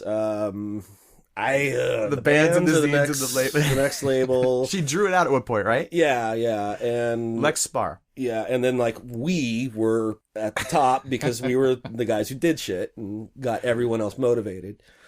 But yeah, that was it. I wanted, and this had been the way, my entire life in music still to this day is I want everyone to be as involved as they can be, and then go further. Yeah. And then you do the same, now you grab a couple of people and you do the same. I mean, everyone has to contribute. If you're not contributing, then, you're taking up space, Yeah. Get involved, man. Buy yourself a gerbil. It sounds like a song. It does. So you did, and I think I've been doing zines since I was probably 14, maybe. Yeah. Just doing fanzines. No, maybe a little later, maybe 15 or something, but I probably have done 30 issues of 10 different zines over the years. So I just think that's the kind of thing you need to do. You have to do. Plus, and I have an opinion and I want to share it. I want people to know what the hell I think is cool and what I'm talking about and what's going on, because I think this is a really amazing thing that's happening here. Yeah. No, and you're always confident in your opinion. And it's important. You got to have people that are like, no, listen to this because I said so. Right. And you're like, well, he's an authority on it. Well, and then also I was able, I was fortunate enough. It's one of the greatest things that's ever happened. I was fortunate enough to work at Fallout. Mm-hmm. And so I could, and even previous to working there, I was able to talk to Russ and Janet and say, hey, order these records. I'm buying a copy. She's buying a copy. He's buying a copy. You're going to sell 15 copies. No problem. I'll drag these kids in here and say, buy this, and then also myself and other people, we were getting, we were acting as distro up here. Mm-hmm. You were bringing a lot of records. A ton of stuff. Yeah. And, I have trading my own stuff off my own label to other labels, taking it into Fallout, putting it on consignment. Well, then I started working there. And that was the cool part, man. Because then kids would come in and I'd be like, I'm the dude behind I'm back here now behind the register. This, you got to buy, like, Kinder. Kinder always says, like, yeah, man, I remember, or maybe it was Soto, or maybe it was the both of them. It's like, they would be together, probably. Probably, yeah. Right. It's like, we came in and you were like, we had something in our hands. You're like, no, dude, buy this. And like, I got them to buy Hard Stance Face Reality. And they're like, that was it, man. Fuck, the rest of my life has been set. So that awesome. It was great, man. And it was something that was cool about Fallout, and Fallout Records and Skateboards was a Seattle institution. Just seriously an incredible place. There's a lot of cool record stores, but that was something. There's something special. Yeah. And Janet was really good with me. Like, she after a while she figured, oh, that's that guy that's coming from Bellingham, and she knew the kind of stuff I liked. That wasn't the straight up hardcore straight edge stuff. She'd turn me on to like Jawbreaker or Face to Face or some whatever kind of like in that world that I liked. And I always thought it was impressive that she had that oh, this is, he maybe doesn't have any idea about what, there's no internet, right? So he doesn't know exactly what he's looking for. Mm-hmm. She never steered me wrong once. Every record she suggested I bought, I just like, this is wonderful, So I totally get that. And I don't know that, I thought by the time you were working there, we already knew each other pretty well. Probably. I don't think you were yelling at me to buy stuff. No. But, others. I was listening. That's awesome. But I got to tell you, I pride myself in the fact that I never pushed any crap, and I would call crap bands out. Like if some, hey, they got X's on their hands, yeah, but they are fucking horrible. Put that shit away. Stick with what's good. Don't let this watered down crap, affect us. Well, we're building a scene here that we need to be proud of. That's going to be quality, not crap. Which I think goes a long way to what you and I, working with Undertow. Right. So Brotherhood cultivates this young kid band, which is, once again, you guys are just out there pulling people into things. And I believe it was Greg. I haven't had anyone from Undertow on the show yet, so I haven't gotten the formation. I think Mark's sister Tracy and Greg were going out, and this was either pre-Brotherhood or during Brotherhood, definitely during Brotherhood, I guess. And one day, Greg's like, "Hey, man, I'm coming." I lived in the U District, and he's like, "Coming down. We gotta go to Cellophane Square. See what new records are in." And he's like, "Oh, and I'm bringing my girlfriend's little brother and her friend." It's like, dude, I'm an adult. Like, how old are these kids? Like, they're like 12. Like, all right. You're in charge. And these two little tiny kids roll up with Greg. Greg was a skinny little kid at the time as well. And he's like, yeah, this is Mark and this is Ryan. They're in a band, man. They play, and they probably took over like, yeah, we love The Accused and da-da-da. It's like, fucking awesome, man. That's fucking great. And we immediately just took these kids under our wing and we're like, okay, you're in a band, let's do it. Go get equipment, go write songs, go start doing stuff. We're playing the show. Greg knows your mom. Call her up. Well, shit, and you recall, and we would have to call their parents up. Like, yes, we are taking them on a 2-week West Coast tour. You took Refuse on a tour? Or is this when they were Undertow, when they were a little bit older? Joel was still in the band, so I remember I had to call Joel's dad. And had to go to his house and meet his dad. And, that was creepy. Years later when it was Undertow, and they got Damien in the band, Damien was 17. He might have been 16 when he joined. So when we went on that U.S. tour in 93, Damien was 17 years old. He was that young still? I had no driver's license. Wow. Yeah. I remember having to go to his parents' house one time, too. I remember if it was just to pick him up or what, but I remember having to meet his parents one time. And, you know, I wasn't that much older, but, you know, I was getting into my 20s. But oftentimes you were the oldest and therefore perceived as the most responsible adult. And I owned the van and, you know, exactly booked the tour. So, yeah, I guess, you know. Okay. So you guys basically helped start at what became Undertow, which were... We took these kids with us wherever if we were going to play a show, they were getting in the van, they were using our equipment. All they had to do was bring their guitars and themselves, and they're playing a show. And, I mean, Greg and I, honestly, we looked at it as, okay, in Seattle, we're the youth of today. They're the crippled youth. We're going to bring these kids with us wherever we go. Now we've got twice as many people. Now we've got twice as much music to play. We've got these 4 kids who we know they're going to be singing along to us. So, you know, it was perfect. You brought your fan base. We would, when we would go play, the van would be packed full of people. And that's how I met those guys. I'm pretty sure I met all of those guys directly because of you. Certainly Pettibone. Pretty sure. Well, and John's a perfect example. John sent me a letter, you know, as Brotherhood. Like, I got your demo at Fallout. Wrote him back. I was like, dude, we're playing a show this weekend. Drive over. You can stay at my house. You can go with all of us in the van. You'll meet everybody. We'll hang out. We'll come back. We'll all, you know, be all jazzed up and talking shit all night long. And then you can go off and play soccer in the morning, you know, because he was, I think, 15 or 16 at the time. And, you know, that's just the way it was. And then shortly after that, he ends up playing bass in Undertow. Was that something that just came together? Joel quit.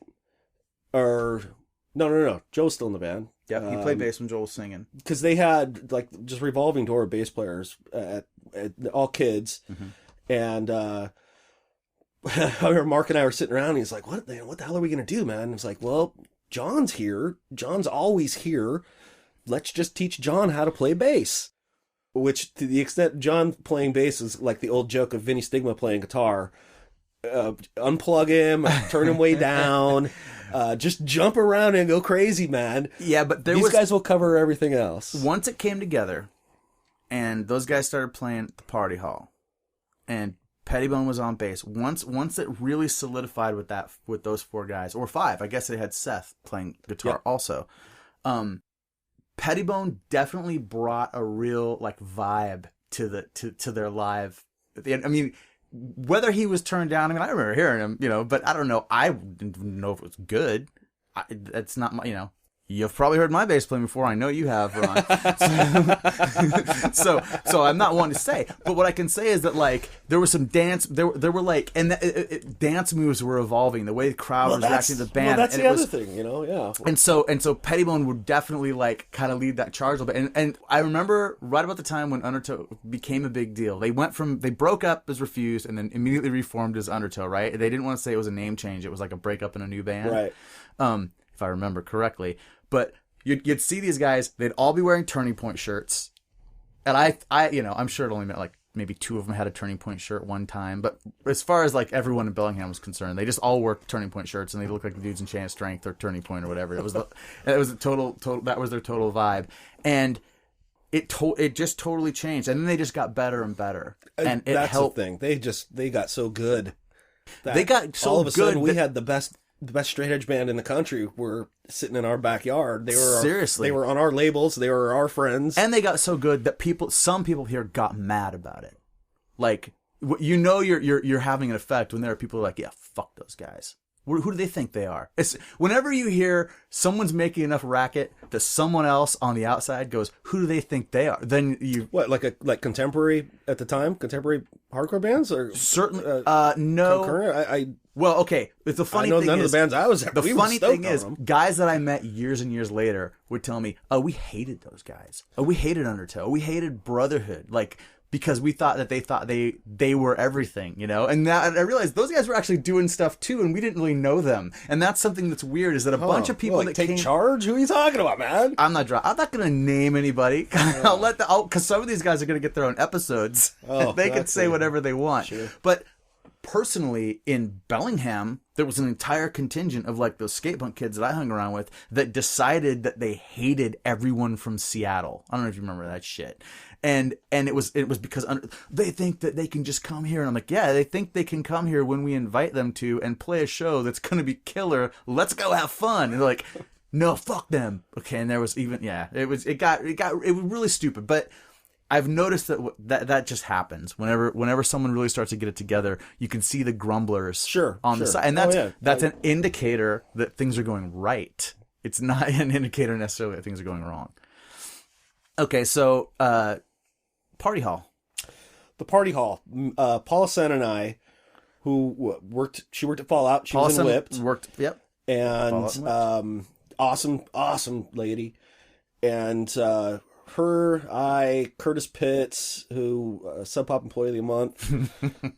We were desperate for shows. We were desperate places to put on shows. At the time, we had most of our shows were in Tacoma or in Bremerton, or that was it, you know. Right, because Seattle had the teen dance ordinance. Right. And if you go back to episode 1 of this podcast, there's a whole breakdown of the teen dance ordinance and what became of it.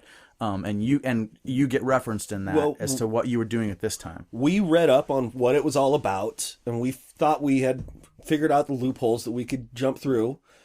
And we just said, well, you know, let's find a venue. And I was living on Capitol Hill at the time, and I think we probably just drove by Dino's. And there was for rent for your parties or something. I mean, it was called the Party Hall. There was a sign that said the Party Hall. It was attached to Dino's, infamous Dino's, everything. He owned everything on that block. What was it, 22nd in Madison? 22nd or 23rd in Madison. It's now the Twilight Exit. I think it still is the Twilight Exit. You know what? The building's gone. Oh, it is? Okay. And the Twilight Exit's moved 3 or 4 times since. All right. Well, I don't know. But no, if you drive down there, you'll be like... for a long time you could drive and just see the remains of our once great empire, right? But it's so I just went into Dino's store. I think it probably said if you want to rent, you know, call this number or go next door, you know, or something. And he was like, sure, fuck whatever, give me $100 and you can do whatever the hell you want, you know, just don't fuck up the pool table or something. And we just started putting on shows, and we discovered pretty quickly that the cops really weren't going to do anything. Like, the city wasn't going to do shit. Like, they didn't really care. So we started putting on shows. That place was great. It was amazing. We put on so many awesome shows there. Saw Jawbreaker there on the Unfun tour. That was a big deal. I don't know if you put on that show. See, there's a big part of a lot of that time I was going on tour with The Accused and as a roadie, you know, with them. So I missed there's a lot of things I missed and a lot of things I set up that other people finished because, you know, I was gone. Right. It was like Born Against and Rorschach. I set that up, but I wasn't there. Go and Bad Trip, you were at that one. I was at that, yeah, because that was awesome. That was great. It was absolutely good. And that was one of the, I think one of the Undertow shows where they really started to come into their own too. But there were so many shows there. I mean, The Accused would play there. Aspirin Feast, Galleon's Lap. Yeah, everybody. I mean, because that was the only place to play. And it was perfect. And there's a lot of fucked up shit that happened around that place, like, you know, people getting robbed. Oh, people getting, you know, shot. It never happened to me, but it happened to people I came down with. You know, for some reason, we always made it back to the car without trouble, and it was a rougher spot in Seattle. It was a bad neighborhood, and this was in the the late '80s, early '90s, when there was a lot of gangster shit going on the streets of Seattle, and specifically in that neighborhood. Right. So, and of course, that's where the space was available. Right. So it was perfect. And it was just a few years later we were getting into shows through a secret alley entrance behind a piss-covered dumpster at Pioneer Square. Oh, exactly. Right. Velvet Elvis. Right, I mean, that's we go from the CD to the safer alley entrance for the Velvet Elvis. You know, and also at the time of the Party Hall, because we would get bigger shows, and they wouldn't fit in the Party Hall. So then we found the Washington Hall. Right. And so we could start doing shows there, and that had just a much larger capacity. And yeah, that was a lot of fun. And like I said, nobody from the city ever came and said, "Hey, you kids, you can't do this. This is all ages." So I think they were ready to let it go. We had to be on their radar because, I mean, we did have cops coming when there were, things happen, like skinhead brawls, cops would show up. So they knew we were doing something. I wasn't at the show. It was one of the ones that I missed. We did Born Against, Rorschach, Downcast. We did that in Bellingham. The next night it was at the party hall. Someone tried to grab the cash box, and someone fired off a gun outside. Right. You were at the show, I'm assuming? I was not at that show. Okay, and the police came to that, and I think they just advised everybody to stay in the hall or something, to stay inside. Yeah. I don't remember exactly, but I only heard about it, secondhand, because of course that time I wasn't there. I had to work. No, I was definitely out of town on tour. You were out that show. You would have been out with the Accused then as well. Then. Yeah. That sounds like when you were probably sending Bill pictures of skinheads in the mail. It's hard to say. It had to have been. It couldn't have been during Brotherhood. Yeah, it had to have been later. Okay, so December 1992. You and I have been friends for a while now. We talk on the phone. I come down and stay at your place. You've stayed at my place in Bellingham a few times when bands have played. You call me up and you say, "Larson, I've got a job for you and a place for you to live. It's time." And you said, if you come down here and fill out the application, you're in at Kinko's, and Derek Harn needs a roommate. Oh, man. December. And I had to make the decision, like, right then. Like, this has got to happen right now. Because you were like, there's no time, man. So before Christmas, I had quit my job, packed up all my stuff, and split to the big city. That's the way we did it back then. And somehow I managed to stay. It was like 6 rough months, and then it settled in. And the apartment with Harn didn't really work out. I ended up moving in with Derek Harn's ex-girlfriend, Jaden Schneeweiss, and Seahag. He came along later. And then, so that was not at the Caravilla, but at the Bonneville. The second hardcore hotel. The second hardcore hotel. I think we had been the tip of the spear on that one to get in. And then a little bit, I don't remember how it is you moved in with me in that apartment. I don't remember either, but I remember I ended up subletting it later to Jeff DeGollier. Yeah, and still had all my crap there. And then, God, I mean, I lived in that building for almost 15 years. You lived with 3 or 4 different apartments. Yeah, you lived with like the Dietzels in the university, like 65th, with Mike Dietzel, I think, in a house. Yeah. And then when that house came to an end, for whatever reason, you moved in with me. I just can't remember what the deal was. Oh. Like, how do you just show up? How are we just suddenly roommates? I have no concept of it coming together. Are you sure there wasn't something else happening in between there? I believe there was. I think I moved to Ravenna with Kirsten and Mike Dietzel and Eric Dietzel. And we had a house in Ravenna where Said Child played. That's what I'm talking about, yeah. And Dry Gulch. And what was the other band? Tim's band, or wasn't Tim's Sacramento band there as well? Oh God, maybe. Or was Tim in Dry Gulch? Oh man, like I don't remember. I'm gonna have to have a episode. One of those guys from Dry Gulch is gonna have to give me the lowdown. Yeah. I don't know if Tim had come up yet. Well, but I think I ended up breaking up with Kirsten. Moving out of there, I was getting ready to go on tour, and I just needed a place to put my stuff. You were getting ready to go on tour with Seaweed because you got a job as tour manager for Seaweed. Right, and so that was it. And at the time, you didn't have a roommate, and I said, "Well, let me put my Schneeweiss and Hag were moving out." That's what it was. And so it was just I'll give you this much it's like you were like paying storage basically. And yeah. Then when you came, and then it was like, okay, but when we're in town, I need to be able to still come by and get my stuff. And no, I need to live there. Yeah. Well, in between tours, right? But like, right. If you guys just happen to be through for like a night, I remember during the time that you were my roommate. You'd be gone for a month, you'd be gone for 6 weeks, and then there'd be maybe 2 nights where you were in town. Right. And this is like, and then like Orange 9mm would show up and cause trouble. We'd all be drunk in the... Okay, yeah, this is after the sellout. After Straight Edge, after I sold out. Now, the sellout happens, you're Straight Edge when you move in. Yeah. You're not when you move out. Right. And that's not why you moved out. About 94-ish, I think. Oh, we got maybe 95. A little bit further. Yeah, into 95. Okay, yeah. Into it.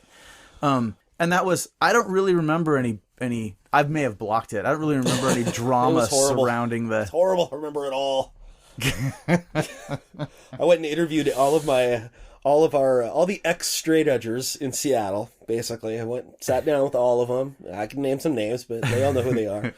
And I asked them, so why did you break edge? Just really wanted to find out what was it that, why? And to talk to them all, 3 or 4 people at the time was all that had done it at that time. And I thought, well, you know what? Those are all kind of the same reasons that I'm thinking about doing this. And that was it. That was it. Our friendship survived it somehow. Yeah. I stayed away from the scene for a little bit after that, or at least, the real hardcore straight edge scene, just because I felt, kind of, like a turncoat. Now, Ron, there's a fun story about you during this time that I don't know that you know. It's not true. Which one? The sign outside the window? Oh, no, I thought you were going to talk about that punk kid from Bellingham talking shit. I called that kid out as a poser when he first came to this scene. I don't know what you're talking about. Oh, that kid who was in that band with Jamie. He hung out over there at Carrie's house with Sab and all those guys, and I would hear stories from Sabs like, oh yeah, all the straight edge kids were in the front room making fun of you and saying, oh, they saw you down on the, someplace, da-da-da-da-da. And I don't remember the kid's name. Maybe might have been Chad. I don't know. But I called his ass out when he first came to the scene. I told Jamie, like, that kid's a poser. You literally just dropped names and called someone out. I don't know who you're talking about, and it's not what I was talking about. Oh, but it's still fine. All right. That is the level of shit talking we haven't had on this show before. But also, since I don't fucking Guardipee fucking drunk walking down the street, walking down Broadway. It's like, what? Wait, why would that have not been true though? Well, it could have been, but but no one needed to be saying it. Well, there's that. But I think for some reason I recall being very upset because there's no way that was true at that time. No, so I did all my partying at Linda's. The thing I'm talking about is after the Bonneville became a place that had like 6 different apartments that people lived in, and it was a lot of younger people than you. And one of your issues at the time, it's funny that you brought up the Mark and Ryan being like 12 when you were like 22. One of the problems that you were having more and more was that you were having a hard time with younger people coming into the scene. I wouldn't say coming into the scene. I was having a harder time hanging out with them. Right. I didn't want to hang around with these kids. But it was kind of one of those things where there would be more and more of us at each event. If we were over at a friend's house or at a party, the crew wasn't 5 people anymore. It was 12 people, and number 12 was someone's 14-year-old brother, and you were getting uncomfortable with that. Yeah. And I don't know that you're wrong to have been uncomfortable with that, but I remember it was a bigger issue for you than it was for those of us who were just a few years younger, right? Yeah. And I remember one specific thing. I was sitting there, and it might have been at a party, it might have been a show, but just listening to 2 kids, really, really young, small, short kids, and it wasn't Freddie, so I don't know who it was, and just hearing them talk about some inane shit from high school, and I was just like, fuck, man, I'm like 25 now. It's like, I don't want to be hanging out with 15-year-old kids who are talking about high school. Not like I'm that old, but right. At the time I was the oldest dude in the scene, and that's the thing. You were out on that, and I was hanging. You were out on that edge, and I was also spending so much more time on tour with all these dudes that were actually my age, doing this really cool shit around the country, and then come back and like, this isn't what I want to talk about. This isn't what I'm interested in. Right. What would they have been talking about then? I don't know. Algebra. Saved by the Bell. Yeah, exactly. Fucking Zach on Saved by the Bell. So, there was I did not witness it, but a bunch of the people that lived on the other side of the Bonneville were hanging out one night, and I know that Anthony Wentz was there. He was staying with someone, and Todd Graham and some other people, and you and Greg Anderson had parked, or you were walking back, and you were coming along the side of the building, and you were going to go back to your apartment. And at this point in time, you had moved out of the apartment with me into your own apartment. Yeah. And it was your total bachelor pad. Yeah. And we were still working together at Kinko's, and everything was cool. This is when Greg and Steve ruled the scene. You guys were doing stuff, and you were not like hanging out with these people from the other side of the apartment. You didn't really know them. I would tell you right now, I was absolutely unaware that they even lived there. There you go. And one of the apartments had these couple young girls that lived there, and they were right on the ground floor. So this happened right outside their window, and they were terrified. So you guys were walking, and the story goes, they heard some noise outside, and they looked out the window, like peeked the blinds, right? And at the apartment next door, those two girls were doing the exact same thing. So just imagine you're outside on the sidewalk and the street alongside the Bonneville, and there's two apartments with people peeking through the blinders at you, okay? Okay. And they said that you were running backwards into this no parking sign.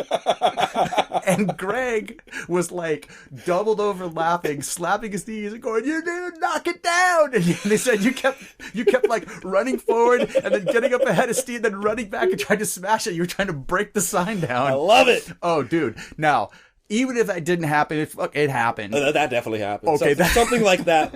No, that was right up our alley. And so here's the thing: the dudes, like Todd and Helen's, like they were all just laughing, like that's Rod and Greg from Brotherhood. Like the girls were transplants from out of town, and they were much younger, and apparently they were terrified that you guys were going to come through the window. I'm sure we looked pretty gnarly at the time. We both probably had really long hair. Oh yeah, like beards and crazy. Probably drunk looked a lot like what we look like now, but exactly. More drunk and just destroying stuff outside the Bonneville, and that's become kind of a famous story. Like I think there are more people now that would claim they saw it than could possibly have actually witnessed it.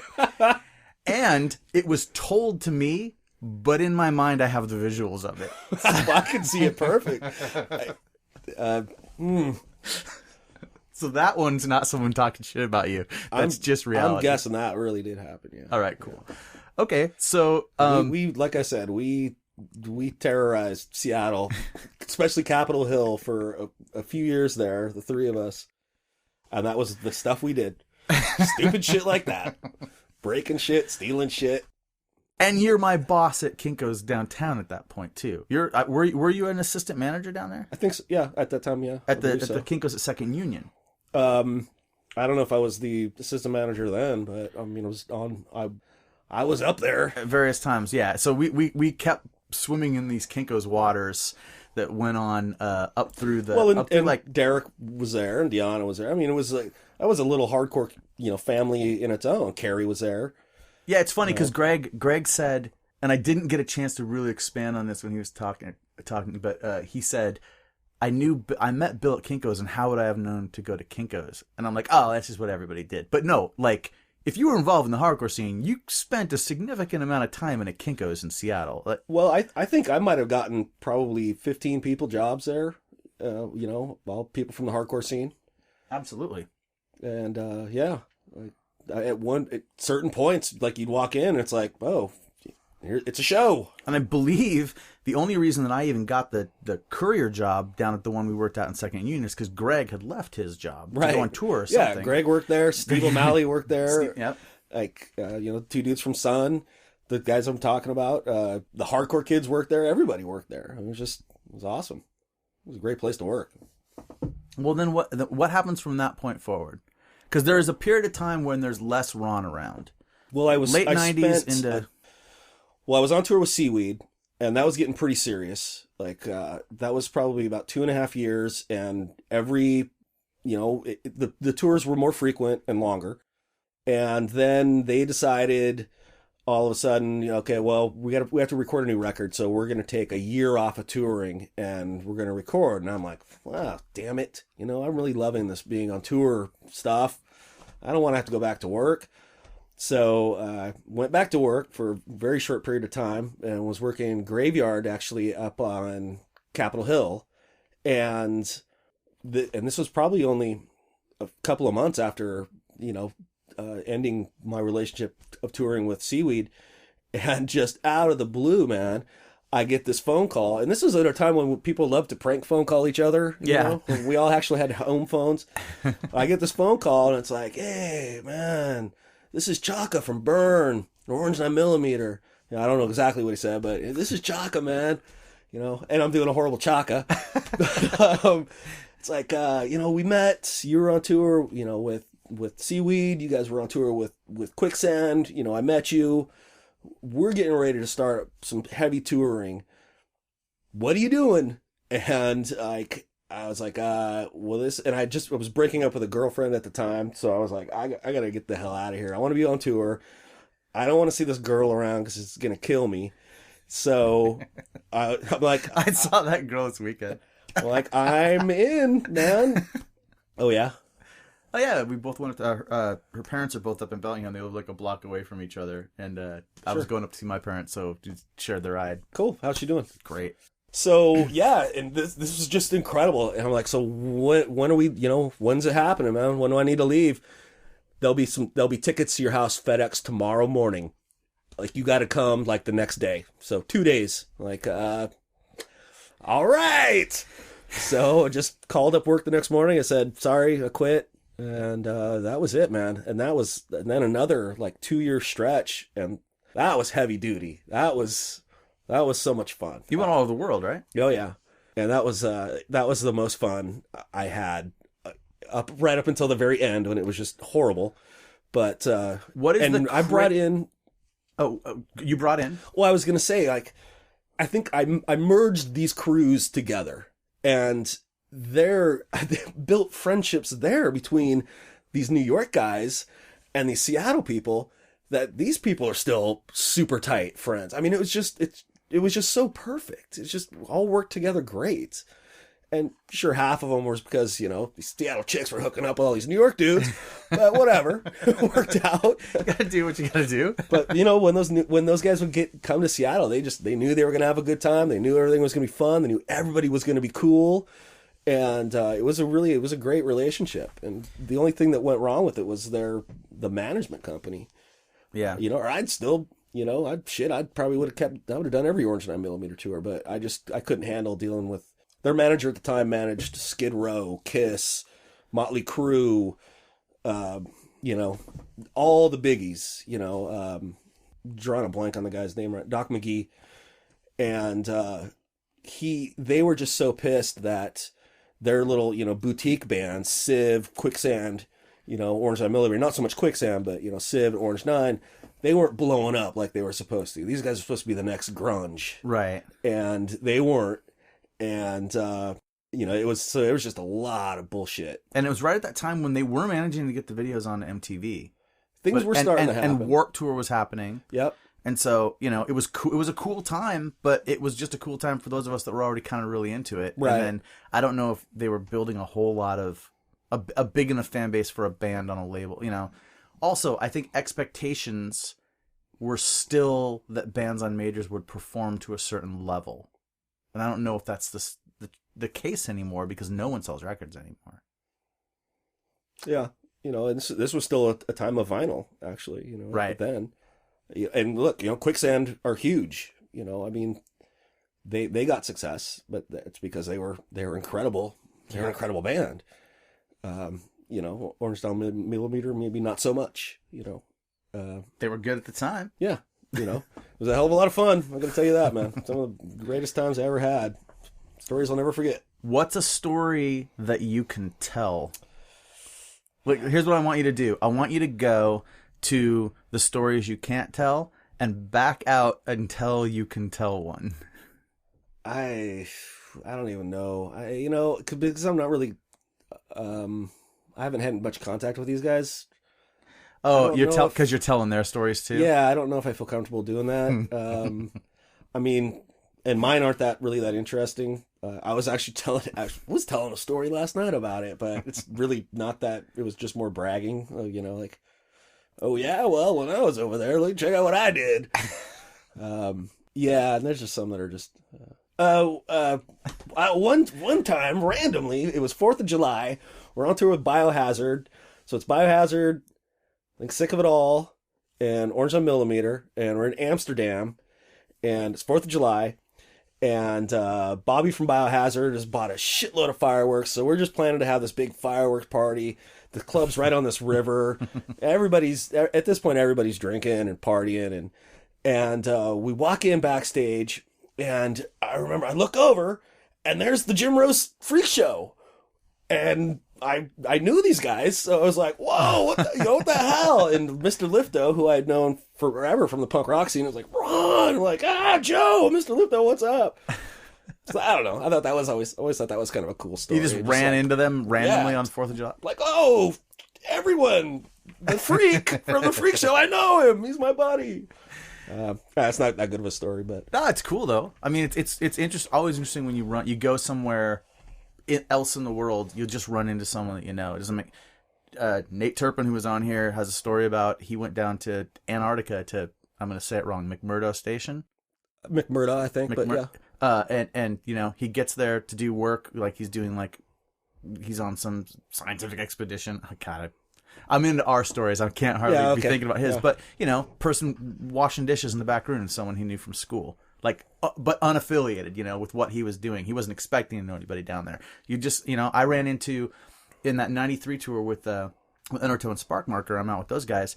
We're walking one way in Virginia Beach on the beach, and Greg Anderson and the other dudes from Engine Kit are walking the other way, and they weren't on any show. They just happened to be also out on tour on the East Coast, and they were like, you know, we got them on the show that night because they were like, hey, what are you guys doing here? But it was very strange because we did not expect to just kind of look up and see Seattle guys. No one else really on the beach, just walking towards us. So it just happens. You'll gravitate towards people that you know in the world for some strange reason. All right, so we're over 2 hours. Wow. It just. Well, maybe that'll have to be a part 2. Huh? I would say that you and I could definitely do a part 2 because there's a lot of stuff. I mean, there's definitely a lot of stuff that we could go over. We haven't even talked about, you know, all the stuff that you and I did together, right? Which was just a vast amount of well, we got fun. We got a history of Ron up through the 90s, you know. So what I tend to do is we basically have to start calling it here. But what I know that you're putting on shows now. Mm-hmm. And you, there's something going on with Overkill. Started the label back up. Greg and I did a split, reissued the Brotherhood LP as a split. We wanted other people to do it, but we just couldn't come to terms with anybody, and we're getting just low offers that we didn't want to take. So he didn't want to do it on Southern Lord. And I said, well, you know, I'll put in half the money. You put in half the money. You've got the mighty Southern Lord behind you, so we have that. You know, you can take care of all of this stuff. Now you don't need to make that big of an investment because I'll do it, and we'll just call it a split. You know, which is what it is. You know, half paid between Overkill and Southern Lord. So that came out. Before that was going to happen, though, I was going to put out this band from the Tri-Cities called The Drip. A grindcore band, and had them record, you know, got it mastered, and another label came in and said, hey, you know, we heard this and we want to put it out. A much bigger label, Relapse Records. Oh, wow. So I was like, well, that's cool by me. These guys are going to get, you know, much better deal here. So that happened. Right now, I just had this band from Lewiston, Idaho called Diazepam. They sound like Burning Witch or I Hate God kind of stuff. Really fucking heavy. They just recorded. So they just finished recording like less than a month ago. So that'll be coming out sometime, you know, this year. And then a couple other things that I'm hoping will work out. Cool. And is it going to be, I mean, I haven't put out a record myself for years, you know. Have you been dealing with the turnaround times on everything? And so far just with the Brotherhood. And okay. And it all happened pretty quick. Happened pretty quickly. Yeah. You know, but like I said, you know, Greg has had his established relationship with you know, the pressing plant and with everybody else and the printer. So yeah, I expect delays. So how long has it been since you have put in the order and got the boxes of records for something that you put out yourself? I don't know. The last thing would have been No Escape, maybe? Or did I? Oh, no. The Strain. I think the Strain was the last thing I did. The Strain or Control. God, I don't know, man. Well, those are on Dutch East too. Yeah. Like and you're not doing this. So that's me 100%. Yeah, would man. Have been you're gonna be folding the covers and everything, right? Would have been the Integrity. That's been a long time. I'm kind of excited for you. I'm gonna have to live vicariously through you because it's not on the radar for me to put out anything for a little bit or ever. Well, Ram and I kind of have a deal that we will keep each other from doing record labels again. And if you had wanted in on that deal,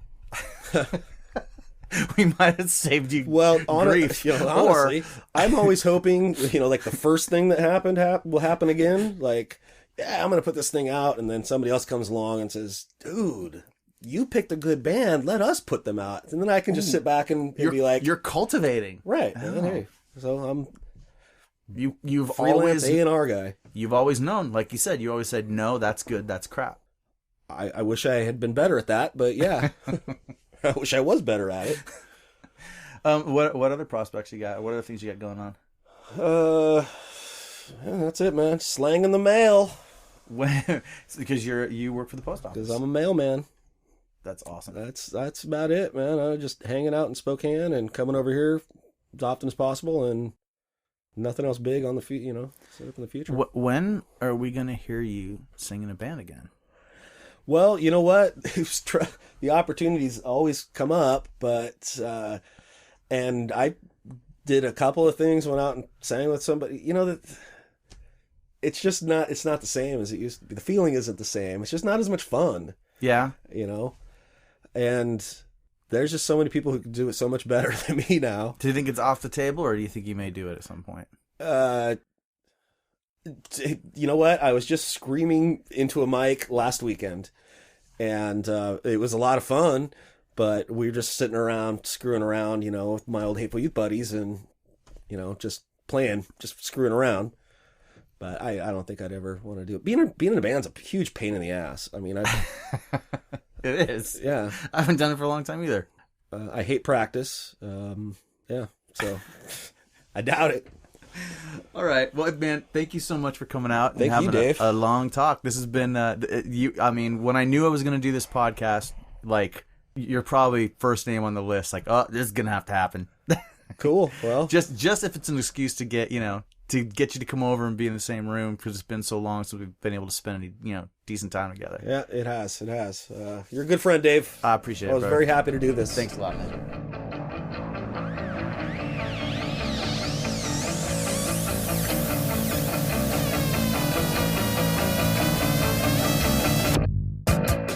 All right.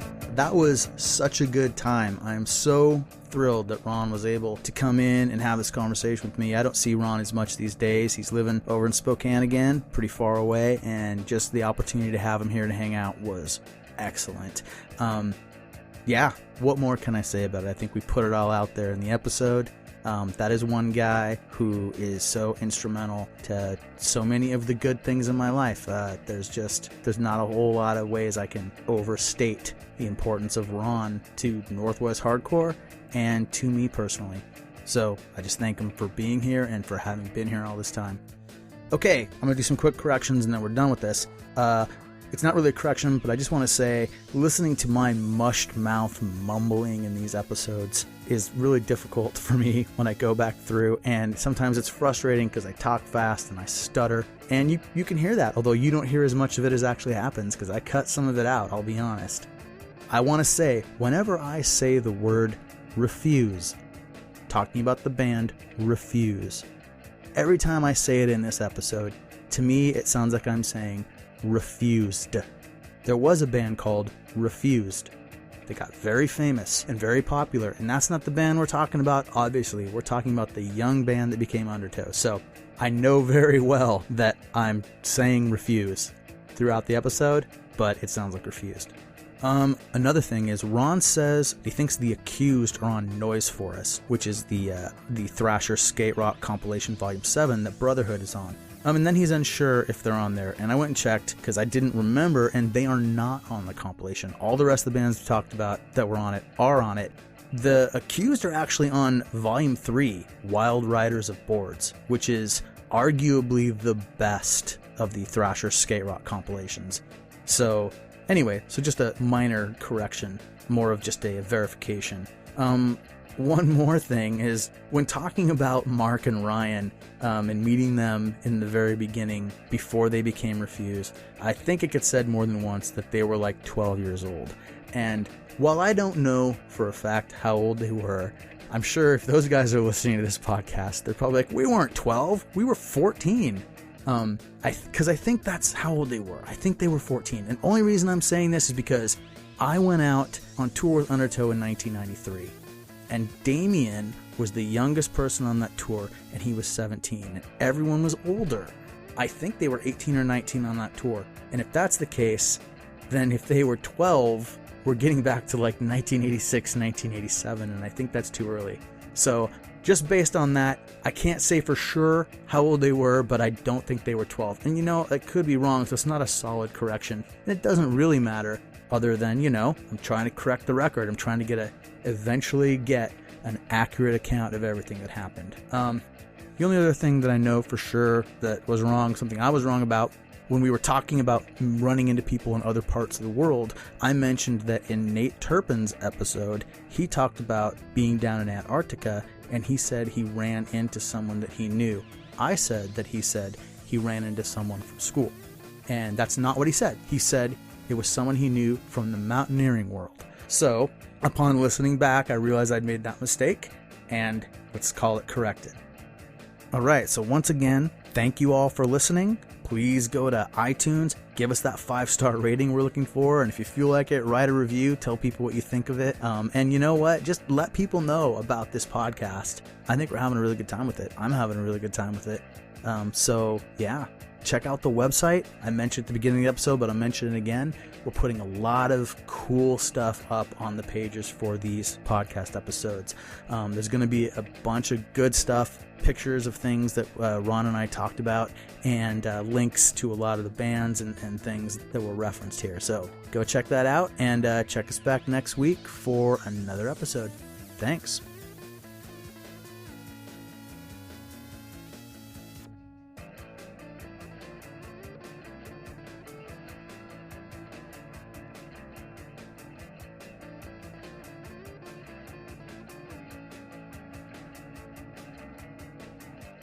This podcast is a product of the Nobody's Knows Podcast Network.